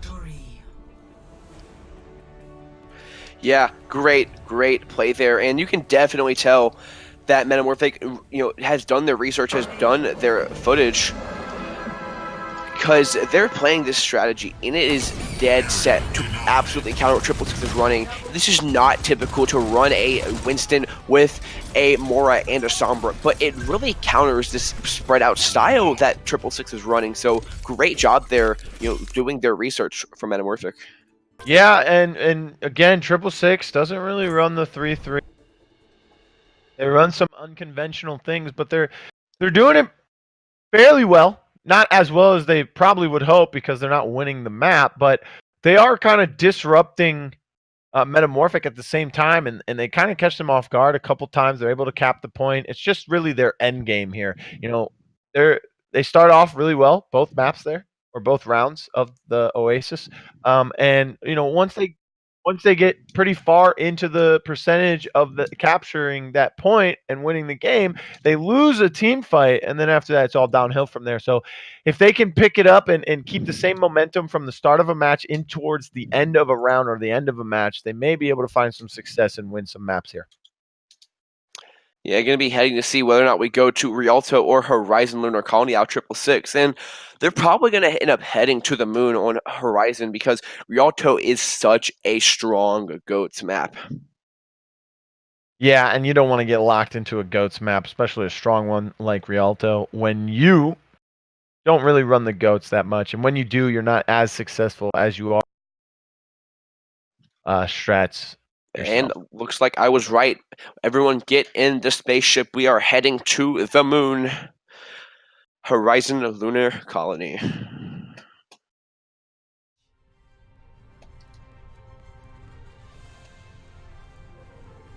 So, we've been asking for some Baptiste, and we got to see a little bit of a taste of it, but this map in particular, one of the better bunker maps in the game because there's such a long walk to that point. That Bastion can really shred you down. Yeah, and going back to last game, if we see a Pharo, it'll be a little unconventional, but Landman did really well on it. He had about over 16,000 damage on it. If he pulls it out, it's a comfort pick. Maybe he's getting a little inside his own head, but I don't really see that coming out. We do see the Bastion as of right now, so that could be an interesting play here. They do have Granley on the Baptiste too to boost that damage. And TR-Bot going with the Diva, he did have some nice plays yesterday on it. Yeah, I mean, TR-Bot being one of those rare players that can effectively play the Diva and flex onto the DPS roles. It used to be more common way back in the day, but now as we head to this more different, basically universe of Overwatch. Rare that those players mix those skill sets, but TR Bot, keeping the art of it alive, doing very well on both, and Bunker coming out of 666 right now. Hopefully we get to see some nice, good suck burn combinations with this Orisa Bastion. Oh yeah, that's what I'm looking for. Nice little wombo combos there. Good Sombra though, Sayonara. May be able to just sneak right past him. They don't even know he's in the point. Yeah, Sayonara gonna be looking for a hack onto Maxi right there, because you hack that Bastion and you see he's in that turret form there. He can do so much damage, a literal machine gun. But once you hack him out, he's stuck into his sentry form where he can walk and still shoot a gun that does a good bit of damage, but nowhere near its efficiency. And now Winston jumping in, Marky Mark. He does get putting damage on that shield, trying to break it from low here. Nice little tricky strat there. Pure Oxen though is gonna get hacked, maybe. Nope. Doesn't get the hack off. Gonna get caught off in the awkward spot. So now without their main support, it's gonna be very hard for Metamorphic to find a lot of value in this fight. Yeah, they're probably gonna have to back up here. Although Sombra is still in the back line, so that can cause some havoc here. Pure Oxen able to knock him back with the dynamite. Sayonara, despite there not being a legit fight going on, doing a good job of charging that EMP. 70% on it, while not super fast under these circumstances, it's very, very acceptable. Oh, almost gets the hack off there. Onto Bastion, excuse me. Wasn't able to though. And now we're looking to go to the point, and a Nano available for potion to maybe put onto Marky Mark here, getting a lot of damage. Bob is coming out though, and he's gonna be able to burn down anyone standing on this point. Oh, he's stuck in the corner. You can't even flank Bob right now. Great positioning there. From Pure Ox. Really good Bob there, throwing them all off. Gonna find Zyke attack as well. Potion actually dies where he gets the Nano off. So this push, all but Stified on the side 666, did get a tick for their troubles though. So a 1/3 of permanent progress is gonna be stuck on here. This is what I like to see from Pure Ox. I like to see him on the Ashe. I like to see him on the Widowmaker. Hanzo, he did okay in my eyes. Projectile-based champion rather than a hit scan. And with these hit scans, he just does so much work. He knows how to use his ult, how to position it. Oh, the big... Oh, a Dragon Blade comes out from the Genji. TR Bot with the double. Gonna pull him back. That's all that the ultimates used from Metamorphic here. Really not too much avail. Looks like 666 still gonna be holding this, which is the worst part. They do have a fight coming on. Marky Mark's gonna be back soon. He has the Primal Rage. It's not all over yet, but it's not gonna be easy. Oh, Supercharger comes down for Orisa, being played by Wang, so they are going to be putting out even more damage. It comes out, so die there for a few seconds. And they're putting a lot of damage down on Metamorphic here, as Marky Mark jumps up to knock everyone around with Primal Rage out. They do have one tick on the board as of right now. 60 seconds remaining. Metamorphic getting the kills they need, and it looks like they might be able to hold this objective.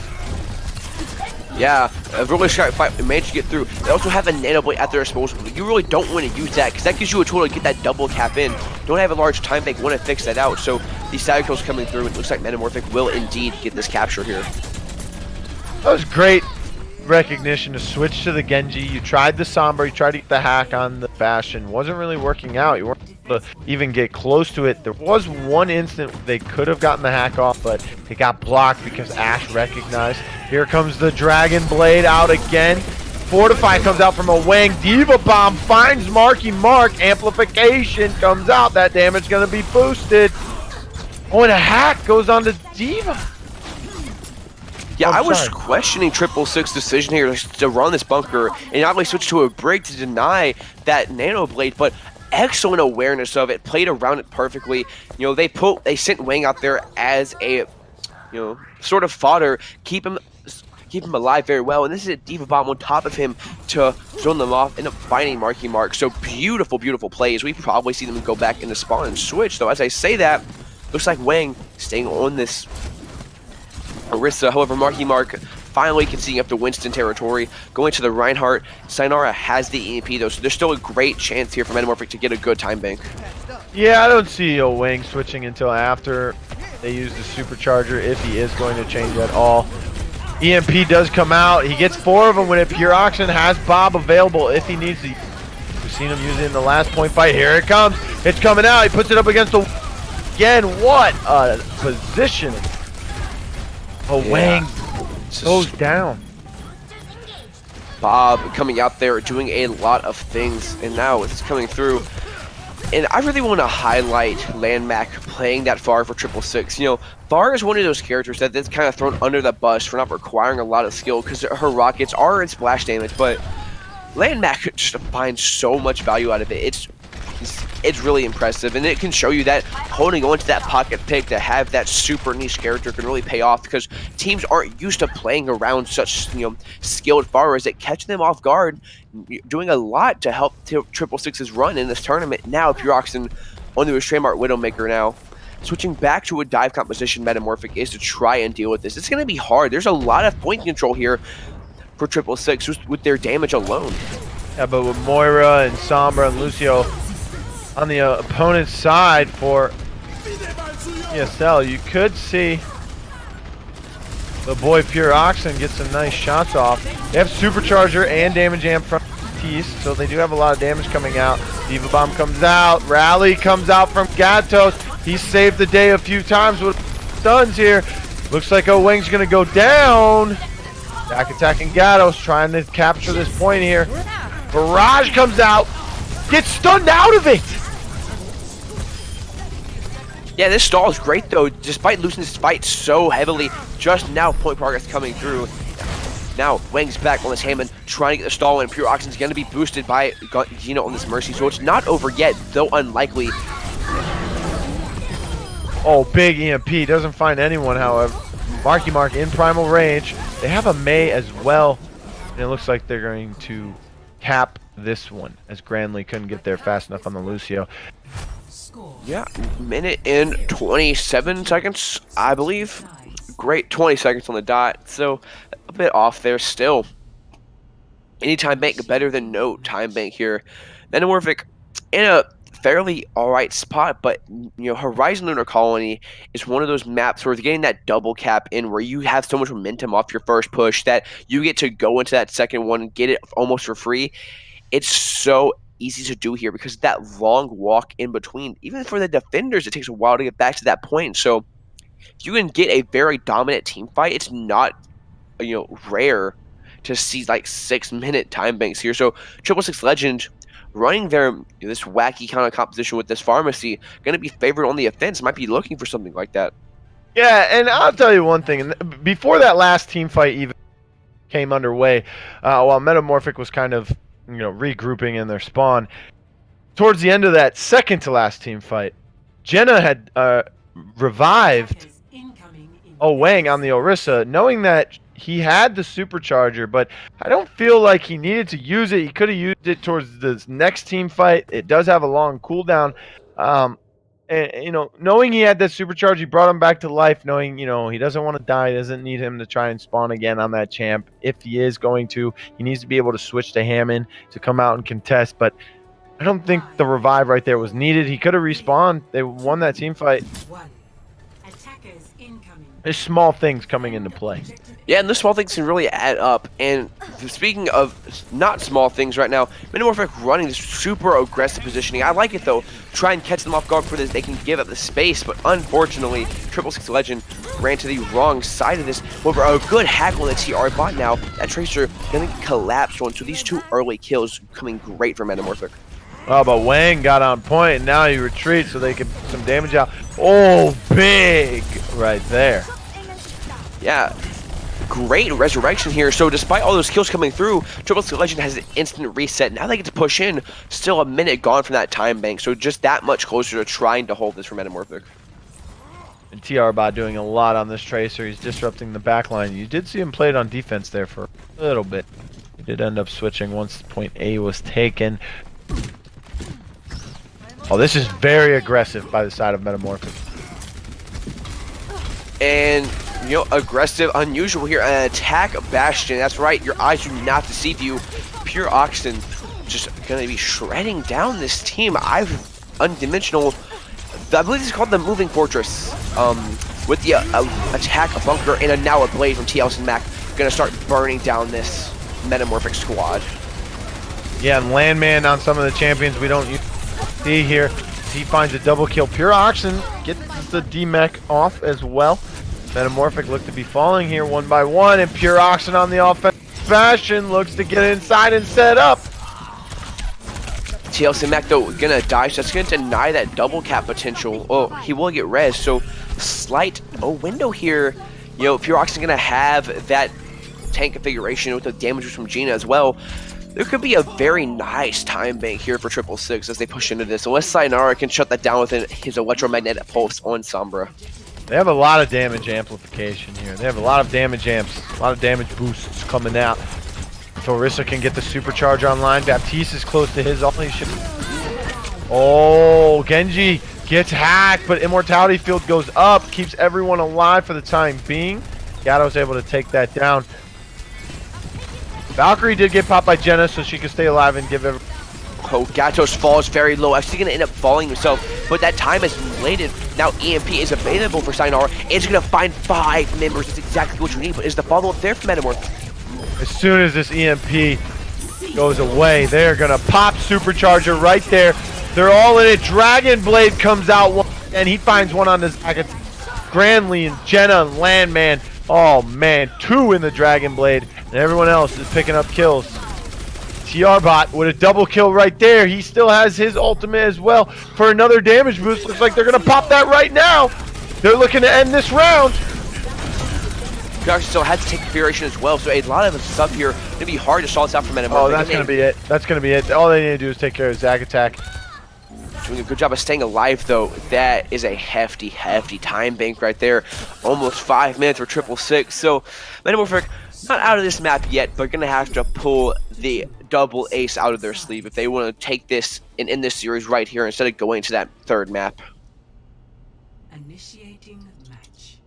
Well, a lot of time for the boys. 666 showing up here.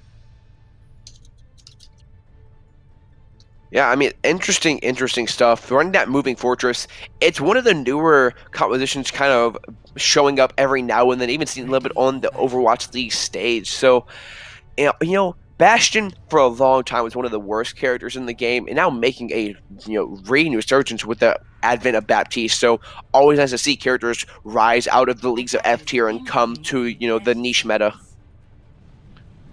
Yeah, I'd like to see what this Symmetra can do here. They only have a minute 20. Be interesting. Pure Oxen. I think he's going to switch. Oh, he's just giving us the jabate as usual. Yep, always love to play with our heart. However... Oh, he's coming out. He's coming on the Torbjorn. Yes, I've waited this entire tournament for this moment. Pure Oxen, you make me a very happy caster right now. Torbjorn is on the field. Well, I don't know. I mean, the Hanzo play from projectile. Torbjorn's more of a projectile. Does have a hit scan turret though, so see what he can do with this guy. Laid down some molten core magna. Yeah, I mean, this Torbjorn with only a minute left is actually a very smart pick because you don't have time to wait until Torbjorn's turret is not in an optimal position. You have to play with it. A huge... Oh no! Oh, they all went over there! That was a where'd they go moment. They tried to tell me onto the point, but they actually missed and fell off the ledge. Now they have to fight without Sayonara on here. 40 seconds left. They don't have a lot of time to recontest. Oh, and Pure Oxen falls. He was getting chased by 3 members of Metamorphic there. And now Wang has to set up top. Jenna's there too. Granley's going to jump down. Pure Oxen is back. The revive did come through. And Landman getting some kills with the Bastion in turret mode. 20 seconds remaining here for Metamorphic, and all they have is a coalescence for potion, so not going to be the greatest entry here. It is possible, but it would take a miracle of miracles.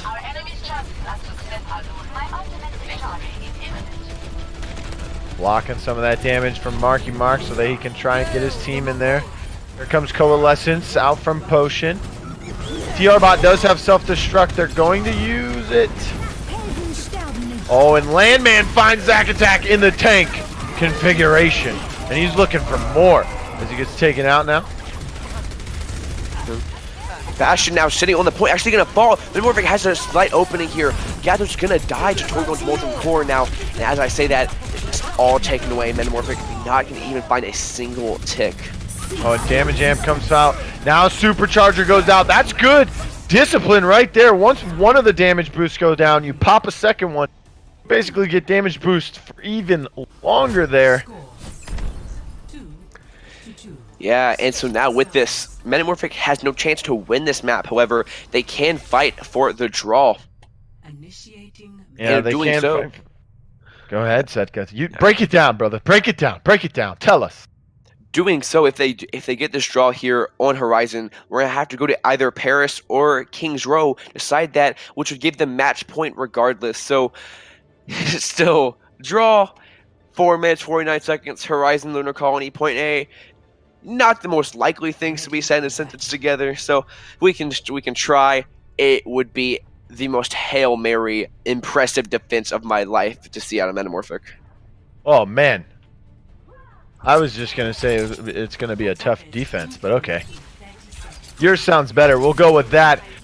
As Potion on the Baptiste, they might have Gatos come out in this bash, and that looks likely. This is going to have to be a stronghold here from the boys at Metamorphic. If they are able to win this game for TSL, it'll be 1-1, and we'll be heading to a game 3. Yeah, so let's see if Metamorphic can pull it out. You have to assume the Bastion's going to be there from Gatos. If you're playing for TSL, you have to assume they're going to come out with this offensive Bastion again from Pure Oxen. I liked what I saw the first time with it. Let's see it again. Anara is above them. Good dive their backline. Get a nice hack out as well onto this Mercy. Try to get something going for the defense. So double Bastion, you rarely ever see that Bastion mirror, but a lot of surprises coming out from 666. Now, starting off good, they're going to break that Supercharger and kind of zone them back. No kills being traded yet. Sayonara getting a lot of good poke damage for that EMP. Yeah, I really like this. In the bunker here, they put down the Immortality Field when the Orisa shield gets broke or is broken. So it's good, you know, while the shield's down, they still have invincibility, immortality. See, look at right there. There's the cooldown. Nice play from them. Shield comes back up once Immortality Field goes down. That's good communication. That's good team play. Yeah, 666 is playing this slow, and they really can. They have a minute more than standard time to push this, so they don't really need to rush, make any great mistakes. Take their times when they need, and that's a great Amphifield coming out there, zoning them back to so close. They're going to manage to stay alive just a little bit longer now. I don't know. Which would you prefer? Goats going at it or this right here? The bunker situation here. I mean, this is kind of like just playing a game of chicken waiting to see who's going to pull first. And it's going to be 666 now rotating on the side, but their Bastion's not with them, so they're going to be really regretting this push now. I say that, no one's dead. Wayne going to fall low, but now time, Pure Oxygen rotating with them here. Yeah, Pure Hawks, and I believe, popped the tank configuration there and then got hacked out of it. Correct me if I'm wrong. You know, I mean, I say this was going to be a miracle. Miracles to hold this, but doing well. A great EP actually going to disable Macman's blade. So Metamorphic pulling this out, actually in a position to maybe hold this. And Sayonara playing tank last set and looked a little shaky in the last game. But now on this Sombra, he's looking good. And Macman being burned again. Now Gato's going to pop his tank configuration here. Great cycling of ultimates, and they're still going to have two really powerful offensive ultimates to win this next push. Oh my god, that's a quadra kill from Gatos. That man, spam some cats in the chat for the Gato himself with the quadra kill. And now 2 minutes remaining. So now we see 666 switch off of their, you know, kind of a bit of a meme Bastion comp to the Sombra. 2 minutes left, they have time to farm this EMP, so now they have a legit win condition to push off of. You know, 666, stop memeing, now on the quad DPS. Never thought I would say that in my life. So pushing in, Wang around, trying to go for a little cheeky boop off the side. Not gonna happen though. Oh, they lose Jenna, that's their solo heal. Or they do have the Brigetti still, so they're gonna have to move in here. Zack attack falling pretty low. He's going to get demeched here. TR bot on the Tracer, trying to work it in. They have a half. Still win this game. They have to touch the cart now, as it's just Marky Mark alone. They have EMP. I don't know if it's going to be enough potion falling. No Baptiste available here. Rez going to come through, but so hard for Team 666 to find any real ground on this point. EMP almost available, but we're going to see that Metamorphic's going to hot spark theirs first. Going to end up taking this now. A minute left, and this miracle is becoming more and more likely as every second passes. Yeah, this is looking really good for the defensive hold here from Metamorphic. They're holding this pretty well. At the same time, though, Pure Oxygen does have EMP. Jenna just can't die early on. That's the problem that happened the last Mercy on. Meanwhile, Wang has touch point. TR bots there with him. They're ready for this team fight to be on the objective. Minefield gets popped. This is the play right here. EMP, they get 3 with it, including the Mercy. There's no res available on Marky Mark. They're able to pop Dragon Blade and take out Noctis. Now it's Zack attack with a Diva Bomb. Doesn't find anyone. This could be the end. He loses his mech and they're gonna go down. This could be the end, and it is, as Sombra doesn't get back in time. 666 Legends win map 2. We're going to a map 3 here. It's tied 1-1 now between Metamorphic and 666 in our last match of tonight. Yeah, really min-maxing how much Overwatch we can get in there. Gonna be getting that full 5-minute hold just for it to crumble at the end. So I love as much Overwatch as we can get. Let's get it. Start now. Watching Gatchus there with a nice little clean play. Gonna be heading to King's Row here very shortly. All right, so as we get the last game set up for the night, possibly, there could be a tiebreak. We're going to King's Row here, decided by Metamorphic. So, looking at King's Row, we saw Metamorphic play this early on. We saw 666 play this yesterday, I believe. So, which of the two do you think will have the advantage coming into this game, Setka? Well, I talked about how 666 would probably pick Horizon because it favors their quad DPS style, and just the same, if not equally more.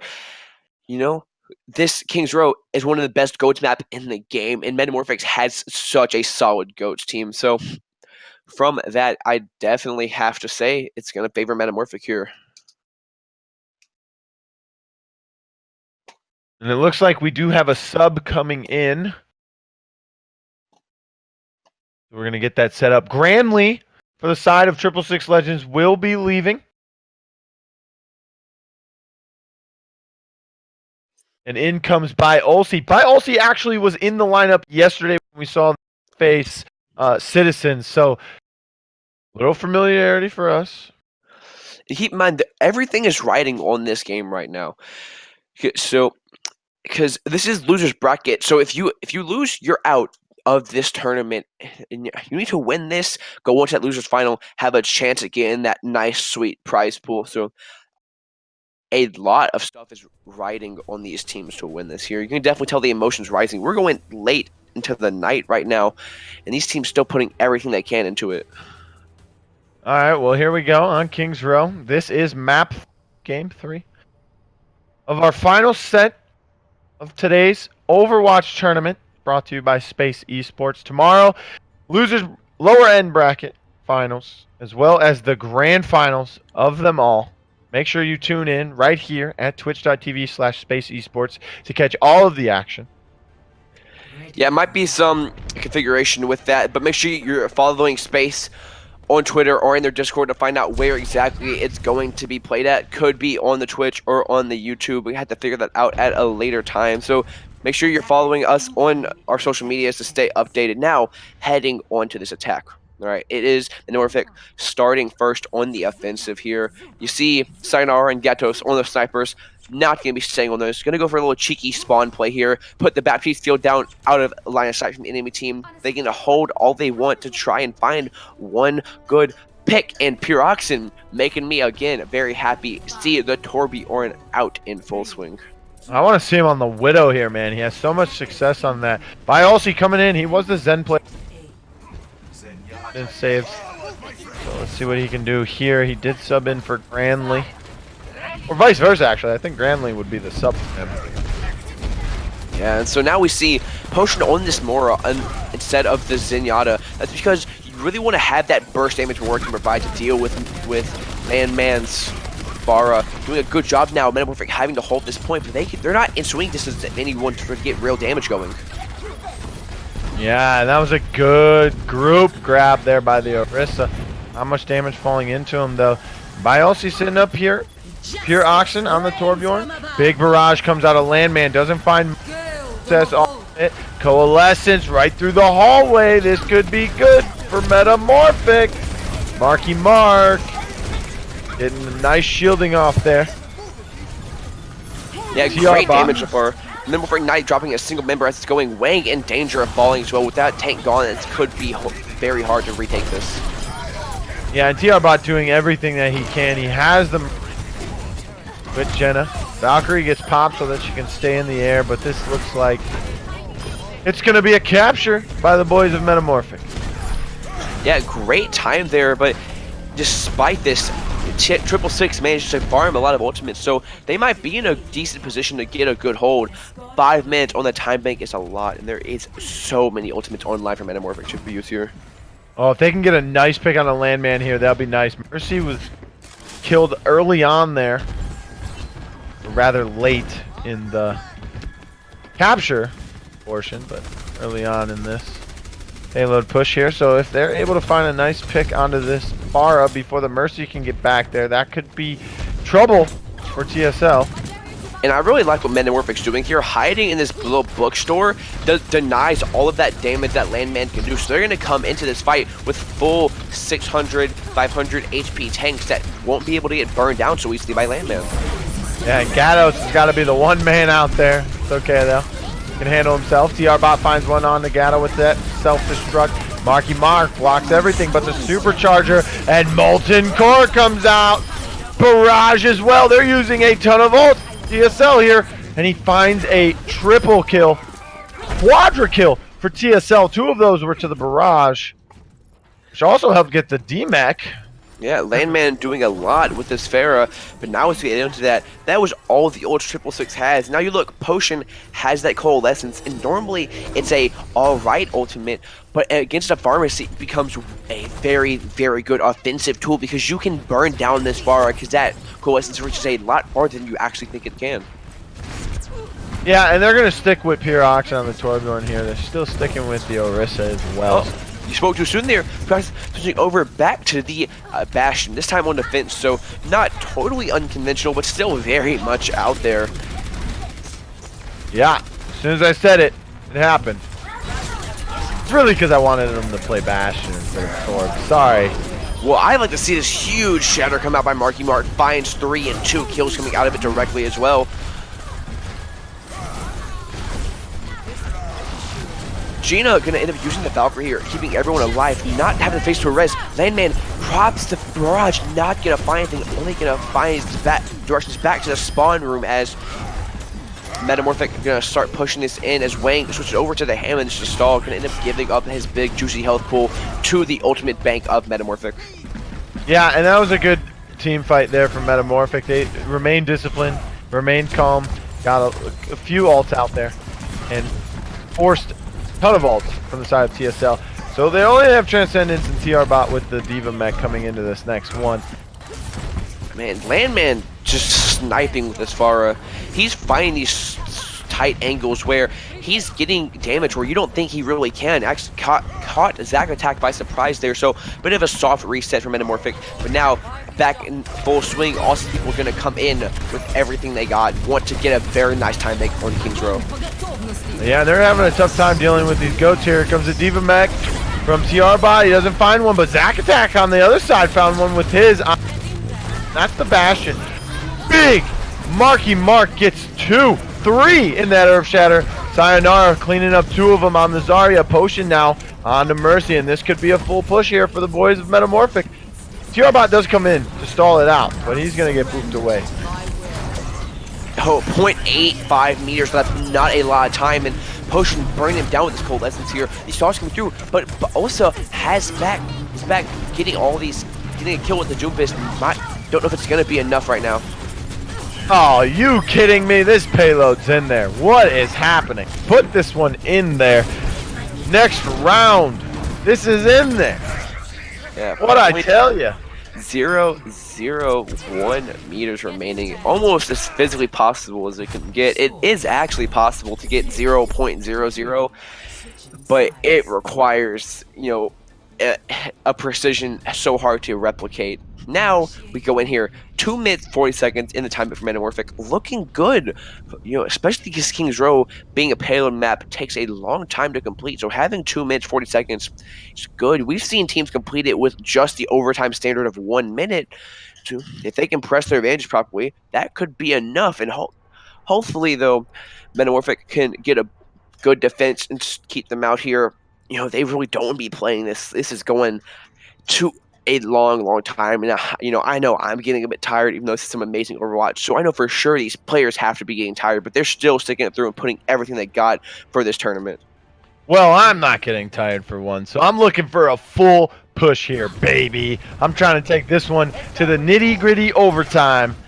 Ladies and gentlemen, Metamorphic on the defense here. They have to hold against TSL in order to win this game. This is game 3. We are tied 1-1. Winner goes on to the lower end finals tomorrow, which will also be the grand finals right after. Yeah, and we see TSL trying that double sniper Baptiste little spawn peek, but these teams, they know this, they're aware of this. This runs through the scrims. No one's gonna go peeking through there, but who knows? Maybe for that one time it catches it, it's gonna be so worth it. Hey, you can only hope, right? Something doesn't happen too often, and then it does happen that one time, and you're able to get that success off of it. It's so more sweeter. Potion here on the Ana instead of that Zen. He's been forced onto a lot of unusual roles for him, and that's to try and farm the Nano onto Marky Mark to sustain him through, because you know they're going to be running that Pharah. So electing to choose that Reinhardt shows me that Metamorphic believes they can play this with point pressure alone. Yeah, and they're holding this little cubby hole here in the doorway pretty nicely, actually. Yeah, playing around Hotel to not want to give Landman any damage. He still already has a barrage. One more rocket will do to give him up, and that's going to be devastating. Even more devastating is Pure Oxygen teleported on top of the freaking statue to find Noctis. This is insane. That shield bunker combo right there. Oh my goodness. Immortality field gets popped on the point as Pure Oxygen fires away. D-Mex, he gets the kill onto Zack Attack. Meanwhile, Owing and Landman picking up some of their own. And Jenna's going to bring back Landman with the revive. And it looks like they're going to get this objective and get this payload underway. Okay. What a teleport, Seika. I might have called the moving castle on attack a bit of a meme on Horizon, but that right there was just genius. I'll give all the credit to TSL's coaching staff on that one. Genius play here. And now, using it, they're fighting in the hallway. This is the weirdest game of King's Row I've ever seen. Yeah, but it's refreshing, You don't want to see the same thing over and over. It's beautiful. It's like watching a car crash in slow motion right now. But the thing about this is no one's on the cart, so despite having so much space, that cart hasn't even got to the archway yet. Oh, wait a minute. They're setting up a teleport. Oh, and they're on the balcony now. He gets slept. Orissa's not up there anymore. Yeah. Oh, and Marky Mark's got the nano boost. What can he do with it? TSL separated now. They need to find these kills, and man gonna get slept, not what they want. A D-Mech finally coming through for all these efforts, but Sayonara has a good grab and he's looking to use it. But Landman didn't die, and he finds the kill on a D-Mech Zack Attack, and now Noctis is trying to find him, and he does with the help of Sayonara. Meanwhile, Marky Mark finds one on a Jenna. Pure Oxygen goes down as well. I think this should be a regroup here. They do have Photon Barrier up and Supercharger, so they can possibly withstand this team fight in order for their team. They do have spawn advantage right now. Oh my goodness. Yeah, Metamorphic now finally having a chance to stabilize. Marky Mark looking in position to get a shatter here. Orisa, very easy to break a shatter through because that shield is static. It cannot be moved. If you find an opening, it will stay there for at least 7 seconds. Even if TSL loses here, they have the award for most creativity and most creative strats in this tournament. Look at this. They get back on the balcony here with the bunker strat, and they're ready to go. Lucio's trying to wall climb up there, but he can't. And they deem exact attack, which D.Va's the biggest counter to this. That Faith Matrix eats all of that incoming bashing damage now. And we see Metamorphic tries to rotate back to play that archway for their advantage, but they just can't. So much damage. Wang with those halt abilities, sucking everybody in, keeping them in Pure Oxy's line of sight, melting them down. As this payload continues, we have to see where this teleportation bunker strat now. Oh, here they go. They're going on double. Yo, what is the answer to this right now? This is completely catching off guard the Metamorphic team, and it's not even that they're running the bunker strat. It's the point that they are getting positioning in places that no one has thought of. Chat went crazy when they were on top of the statue. I know you didn't think about that. And they're doing it so fast and efficiently. Look at Bastion, he just goes back and forth. It's like a doorway. It's like he's Doctor Who just walking through the TARDIS whenever he wants. Yeah, and now it's so awkward here, but Metamorphic in a good position. There's almost no way to get great line of sight of where Metamorphic's playing. Somehow Zack Attack is gonna die now. Holding this subway, you're gonna try it. Pure Oxygen's gonna fall. Huge shatter finds Pure Oxygen, test the fight, but they can't push through to get these kills, so they're still gonna stay alive. Oh, and Pure Oxygen's falling halfway through his life. Up, and then he goes down. Finally, big grab to pull the Symmetra in up top. That's a big ultimate to use just to burn the Symmetra. And they look like they might be able to hold this for the boys at Metamorphic here early on. They do have a minute and a half to go, and they are really close to this checkpoint. So the key thing about this, though, this Bastion strategy becomes less and less effective the more you have to walk into it. So less time to set up means that Metamorphic, if they can play their space right here, should be able to deny a great entryway, a great line of sight for Pure Oxygen. As I say that, though, it's so weird to play against this that you don't know what to think. You don't know how to they're play setting up. Here they go. They're on the high ground. They have him still. They have a photon barrier as well as a. So this could get pretty dangerous. Meanwhile, Landman is flanking on the far end. He's getting so much damage off. He does have barrages. Yeah, and he's gonna pop it in the hallway. Not gonna find what it wants now. The cart finally starting to move as Metamorphic nowhere near to contest it. They have to do a fast rotation back, so Pure Oxygen's gonna have time to set up. Marky Mark does have that shatter though. It's gonna be up to him to find something really big here before Pure Oxygen can really set up. You know, whoever the coach is for TSL, they need an award right now. Oh, he goes back on top. Earth Shatter comes out. It's not going to be enough. They can get Landman. Photon Barrier is available. 20 seconds remaining. Pure Oxygen just burning them down to get on this high ground here, but they're not pushing the car. That's really what matters. Now playing behind them, this is such a hard angle for Metamorphic to play. It's really a game of chicken after who's going to pressure the cart first. Is it going to be TSL to cap through? Is it going to be Metamorphic to stop it but we get burned by the Bastion? Yeah, they're not contesting cart here with 1 second left, but I feel like they're going to, and here it is. Down barrier gets popped, but Pure Oxygen is still just firing away for free. Oh my goodness, give this man a tent, because he is camping out right now. Triple kill from Landman on the barrage, and Biolsi gets a double kill, excuse me, as well. Oh man, and they get the checkpoint, and now they're going to have to work fast, but if they're able to successfully keep this bunker strat with the teleport, oh my goodness, look where they are. They're ready to go. I am lost for words. You know, I'm supposed to provide insight to what's going on. The Clown Fiesta, that is what's going on. It's just absolute mayhem, and TSL is just decimating Metamorphic with this. The way that they do this and execute this so perfectly and so fast with the teleport and being able to just switch and walk through those and put them, they have practiced this. They've taken bunker strat to a whole new level here on King's Row. And let me tell you something, they got the brain size of watermelons because their brains have to be massive. This IQ level is insane. Now, Sayonara did switch over to the Sombra, though, so if they can build an EMP here, it should be good. That's going to be a great D.Va bomb, turning them all off. Symmetra going to block it. Marky Mark finds a great shatter. Going to find 2 pay his life for 20 seconds left now. And, you know, if you are TSL here, you're going to have 3 for Ultimate Online. But They have Sayonara 10 has seconds, that though, EMP. Sakta. They have 10 seconds. They have to get in there now. They have the Yes. Lucio now. Sayonara has the EMP as well. A big one for Pure Ox. Sayonara actually only going to find 2. Wang going to be the greatest target out of that. Landman's Barrage not going to be really effective. Sayonara the only one to fall out of that. Gina on the Mercy finds Potion, getting a pistol whip in there. Fred's from Landman.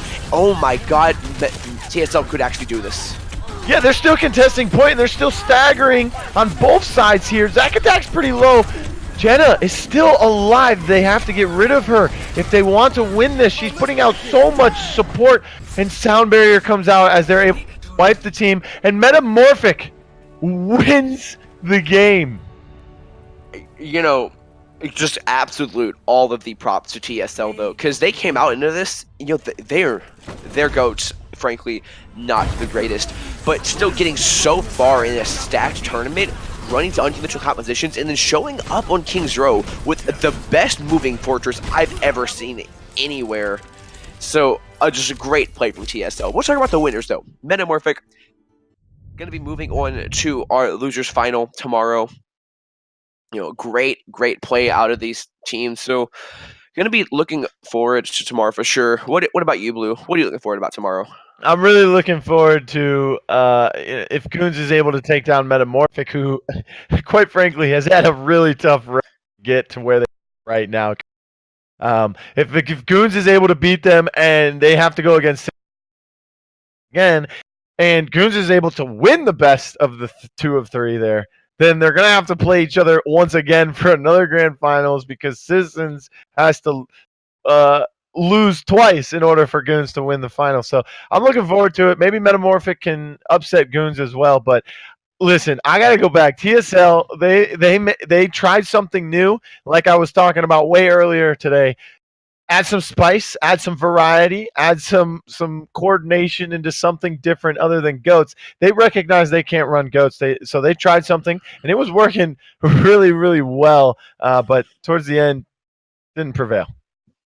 It did not prevail. And if you want to see who prevails on this tournament, make sure you're following Space Esports on their social medias, on their Twitter, join their Discord to find out where exactly it's going to be. You know, we did not expect this tournament to be this amazing, to have so many drawn out games that we actually went over schedule. So tomorrow, we have to finish the tournament out either on the YouTube or on the Twitch. Make sure you're following them. And if you don't have anything else to say, Blue, I think we're done here.